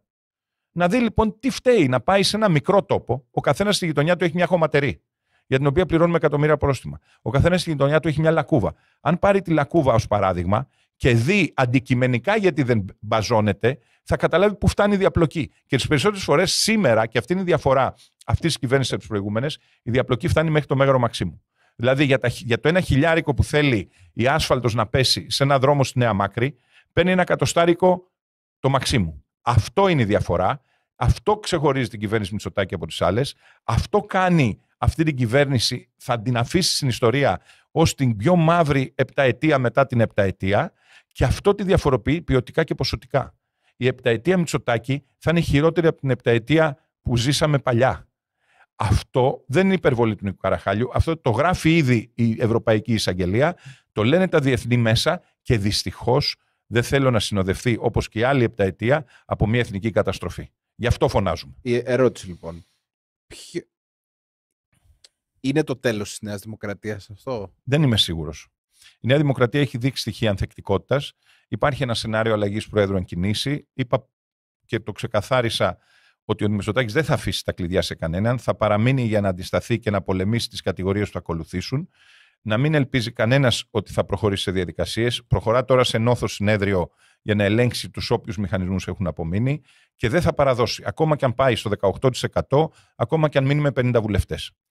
Όμως, η Νέα Δημοκρατία ή αυτό που ονομάζουμε κεντροδεξιός χώρος έχει στοιχεία ανθεκτικότητας, υπάρχουν στελέχη, ήδη έχουν αρχίσει έστω και με καθυστέρηση να βγαίνουν. Δεν είναι όλοι Κίνος και Σίνος. Εγώ Κίνος παίρνω από εσάς που λέτε Republicans in name only, λέω Καραμανλής in name only. Δεν είναι όλοι αυτοί που χρησιμοποιούν το όνομα του Καραμανλή ή του Σαμαρά χωρίς να υπακούνε, χωρίς να ακολουθούν τις αρχές και τις αξίες των ανθρώπων αυτών και των πολιτικών αυτών. Άρα ο κόσμος υπάρχει, οι λύσεις υπάρχουν και υπάρχουν και για ένα άλλο λόγο. Γιατί ο χώρος κεντροαριστεράς θέλει πάρα πολύ καιρό να ανασυνταχθεί, είναι κατακαιρματισμένος όχι μόνο στα κόμματα αλλά και στις ιδέες, είναι μπλεγμένοι. Αυτοί προσπαθούν να αντιγράψουν εμάς, αλλά πάνε και αντιγράφουν τα κακέκτυπα της κεντροδεξιάς. Ενώ και σαν πρότυπα προσώπων και σαν πρότυπα πολιτικών και σαν πρότυπα επικοινωνίας. Πάντως όλη τη Δύση κεντροδεξιά με τη μορφή τουλάχιστον την οποία αναφέρεις τώρα δεν υπάρχει. Να σου πω τι θα ήθελα. Δηλαδή δεν μπορείς να πεις ότι ο Τραμπ είναι μια κεντροδεξιά πρόταση. Βέβαια, εάν έτσι κάτσεις και τα σταχυολογείς ένα τι έχει κάνει, θα μπορούσε να πεις ότι είναι κλασικός κεντροδεξιός. Δηλαδή, τάξη και ασφάλεια, περικοπή φόρων, καταπάτηση της ανομίας, στην εξωτερική πολιτική προσπάθεια να επιφέρει ειρήνη, τουλάχιστον στη ρεπουμπλικανική ατζέντα του σημαίνει κεντροδεξιά. Είναι μια κλασική κεντροδεξιά πρόταση, παρόλο τη ρητορική κτλ. Όμως, με την αλλαγή του διαγράμματος, τι σημαίνει κεντροδεξιά, κεντροαριστερά, δεξιά και αριστερά, τα τελευταία 20 χρόνια, όπου το κεντροδεξιό και δεξιό θεωρήθηκε σχεδόν ακροδεξιό, έτσι, αυτή τη στιγμή με αυτή την τυπολογία, τα συντηρητικά, ταυτοτικά δεξιά κόμματα είναι πάνω στην Ευρώπη. Συντηρητικό, ταυτοτικό δεξιό είναι και το κόμμα του Τραμπ. Άρα η Νέα Δημοκρατία δεν έχει αυτά τα στοιχεία. Τώρα με βάζει σε πειρασμό να μιλήσω εντελώς out of the box. Να μιλήσεις. Η Νέα Δημοκρατία κανονικά θα έπρεπε με τον Μητσοτάκη να κάνει τον κύκλο της και θα ήταν και κρίμα για μια παράταξη που άλλαξε τον τόπο να τελειώσει και να βουλιάξει στα σχέρια αυτού του Μητσοτάκη. Ελπίζω, όπως σας είπα, να τον φωτίσει ο Θεός, αν πιστεύει στο Θεό, γιατί πιστεύει σε κάτι βατραχάκια από ό,τι φαίνεται, δεν ξέρει να κάνει τον σταυρό του, και να παραδώσει. Αν δεν παραδώσει, που δεν θα παραδώσει, θα βουλιάξει η Νέα Δημοκρατία. Ανασυνθέσεις, αναγεννήσεις, ανθεκτικότητα. Δεν θα μπω στην ονοματολογία αν κάνει ο Νίκος ο Δένδιας που κάνει, αν κάνει ο Αντώνης ο Σαμαράς που κάνει, αν θα ήταν ιδανικός ο Κώστας Καραμανλής να ηγηθεί που ναι θα ήταν. Εγώ θα πω κάτι ακόμα. Κάτι νέο, ότι όλοι αυτοί, συμπεριλαμβανομένου και μου 50+, είμαστε 50+. Αυτό από μόνο λέει κάτι. Ο Τσάρλι Κέρκ, να είναι καλά από εκεί ψηλά που μας βλέπει, ήταν πόσο, Ραφαήλ? 30. Οι άνθρωποι που πρέπει να ηγηθούν 31. Ανήκουν στη νέα γενιά. Εμάς, η νέα γενιά μας βλέπει λίγο μακριά. Και δεν λέω ηλικιακά μόνο, ακόμα και σαν πολιτικό λόγο. Εγώ τι θα ήθελα? Θα ήθελα η όποια διάδοχη κατάσταση της επόμενης διετίας, τριετίας, να έχει ένα και μόνο σκοπό. Την ανάδειξη μιας νέας ηγεσίας και ηλικιακά και σε πρόσωπα. Να εκπαιδεύσει ο Καραμανλής τον νέο Καραμανλή που να μην είναι ο γιος του. Να εκπαιδεύσει ο Σαμαράς τον νέο Σαμαρά που να μην είναι ο γιος του. Να εκπαιδεύσει ο Καραχάλιος τον νέο Καραχάλιο που να μην είναι ο γιος του. Εγώ δεν έχω και γιο. Και αν θέλουν εγώ που έκανα το γραμματέα σχεδιασμού να κάνω το μάστερ εκπαιδευτή, τον νέο στελεχό, να το κάνω. Όχι της Νέας Δημοκρατίας όμως. Της Δημοκρατίας. Το κίνημα που είχα κάνει το έλεγα Δημοκράτες. Το πήρε ο Ανδρέας Φλογέρος, δεν πειράζει. Αληθινοί Δημοκράτες. Πες το όπως θέλεις. Μπορεί να είναι οι gamers. Δεν ξέρω τι μπορεί να είναι. Κάτι να τους εκφράζει. Να συμμετέχουν, να πιστέψουν στις βασικές αρχές του ανθρωπισμού που γεννήθηκαν εδώ, του Αριστοτέλη, του Πλάτωνα, στην αξία της ανθρώπινης ζωής, στην αξία της ελευθερίας, στην αξία του εφαγωνίζεστε, να πάμε σε αυτό που λες εσύ διαλεκτική και όχι στον τοξικολόγο του διαδικτύου, να μάθουμε μια νέα γενιά ποια είναι η ουσία της ζωής και αυτοί να φτιάξουν τα νέα κόμματα. Να μην πάμε με τα παλιά κόμματα να φτιάξουμε νέες ζωές. Οι ζωές δυστυχώς σήμερα και η πολιτική καθορίζεται από δύο τραγικά δύο τραγικές συνιστώσεις. Καθορίζεται από πτώματα και καθορίζεται και από αποτυπώματα κλεψιάς. Τα πτώματα του Ντεμπόν, τα πτώματα της Πύλου, τα πτώματα των ανθρώπων που χάθηκαν άδικα επί COVID, συν τα αποτυπώματα του ΟΠΕΚΕΠΕ και της διαφθοράς. Δεν μπορεί μια χώρα όταν ήταν στην Ευρώπη, όταν άλλες δεν ήταν, όταν μπήκε στο ΝΑΤΟ, όταν άλλοι δεν ξέραν τι είναι το ΝΑΤΟ, όταν ηγήθηκε. Έδειχνα σήμερα σε δύο φίλους μου Αμερικανούς κατεβαίνοντας στο Καλιμάρμαρο και τους είπα ότι στους πρώτους Ολυμπιακούς είχαν 96.000 ανθρώπους το 1896 στο μεγαλύτερο στάδιο του κόσμου στη φτωχή τότε Ελλάδα. Φτιαγμένο από μάρμαρο. Οι άνθρωποι είχαν μείνει με τα μάτια ανοιχτά, δεν το πιστεύανε. Γιατί το λέω? Εγώ πιστεύω ότι μπορούμε και σαν Ελλάδα και σαν Έλληνες. Πρέπει να επενδύσουμε στους νέους, όχι θεωρητικά όμως, και να ξεκινήσουμε από τα βασικά. Τι σου είπα πριν? Λέω, Ραφαήλ, ο κάθε ένας μία μικρή αλλαγούλα. Μου έλεγε ο Γιούνκερ, Νίκολας, είσαστε δυσανεξικοί, έχετε δυσανεξία στην αλλαγή. Κάθεσαι σε ένα παγκάκι παππού και διαβάζεις εφημερίδα, πήγαινε στο διπλανό. Έστω για μια μέρα. Τρως κάθε μέρα σουβλάκια, φάε και μια μέρα τάκος. Και ας μην ξέρεις τι είναι, δοκίμασέ το. Πίνεις κάθε μέρα, είπαμε, καφέ, εσπρέσο, πιες φρέντο όπως και ο Ροντινέι. Είσαι Ολυμπιακός, δες μια μέρα το μάτς με τη ματιά του ΑΕΚΤΖ και του Παναθηναϊκού. Κάνε μια αλλαγή ρόλων. Αυτό είναι πολύ βασικό. Να μπεις στα παπούτσια του άλλου. Οδηγείς σαν τρελός στο αυτοκίνητό σου, σκέψου για λίγο ότι είναι πεζός στο φανάρι ο γιος σου. Και μην πας να περάσει κόκκινο. Εγώ κάθε φορά που μπαίνω στον πειρασμό, γιατί είναι άδειος ο δρόμος, γιατί είμαι σε ένα άσχετο σημείο νύχτα, φέρνω τη σκέψη μου ότι είναι εκεί μπροστά ή το γατάκι μου, το σκουίκ ή η ανιψιά μου. Και σταματάω. Καταλαβαίνεις τι θέλω να σου πω? Απλά καθημερινά πράγματα. Αν τα πω αυτά σε μία μη πολιτική εκπομπή στο Μέγκα, θα με πούνε πάλι περίεργο και τρελό. Άμα έχουμε χάσει τα βασικά. Άρα, αν πάω και τους λέω για τη Νέα Δημοκρατία, είναι σαν να τους λέω τι. Να σου δώσω ένα παράδειγμα. Πάω σε νέα παιδιά που παίζουν μπάσκετ, γιατί παίζω και εγώ, ρίχνω κανένα σουτάκι στη γειτονιά μου, και του λέω, εσείς τον Γκάλι τον ξέρετε? Και μου λένε, ποιος είναι ο Γκάλης? Μόλις τους εξηγώ, ο Γκάλης. Δεν ξέρουνε. Και είναι λογικό. Τον Κώστα Καραμανλή τον είδαν στο μπαλκόνι οι Έλληνες πριν 16 χρόνια. Μίλησε στο Θέατρο Μακεδονικών Σπουδών. Οκ, πώς το είδαν αυτό? Αν το είδαν οι opinion makers, το είδαν. Αν το ακούσαν οι πρεσβείες και οι ξένοι πρωθυπουργοί, το είδαν. Αλλά τον Κώστα δεν τον ξέρουν τα νέα παιδιά. Δεν τον έχουν καν δει σε οπτική επαφή. Δεν ξέρουν το Ζαγοράκι που σήκωσε στο Euro. Σου λέω για κάτι πιο απλό. Άρα, εγώ τι λέω? Να βρούμε από εκεί νέα παιδιά. Να κάνουμε συμφωνίες. Ευρωεκλογές την επόμενη φορά. Κατάργηση του Σταυρού, λίστα, και δεν θα υπάρχει υποψήφιος, έστω και αν είναι ηλικιακός ρατσισμός, πάνω από 35 χρονών. Να εκπαιδευτεί μέσα στα ευρωπαϊκά όργανα 25 με 35 μια νέα γενιά πολιτικών. Πώς μπορούμε να στείλουμε στην Ευρώπη? 20-30.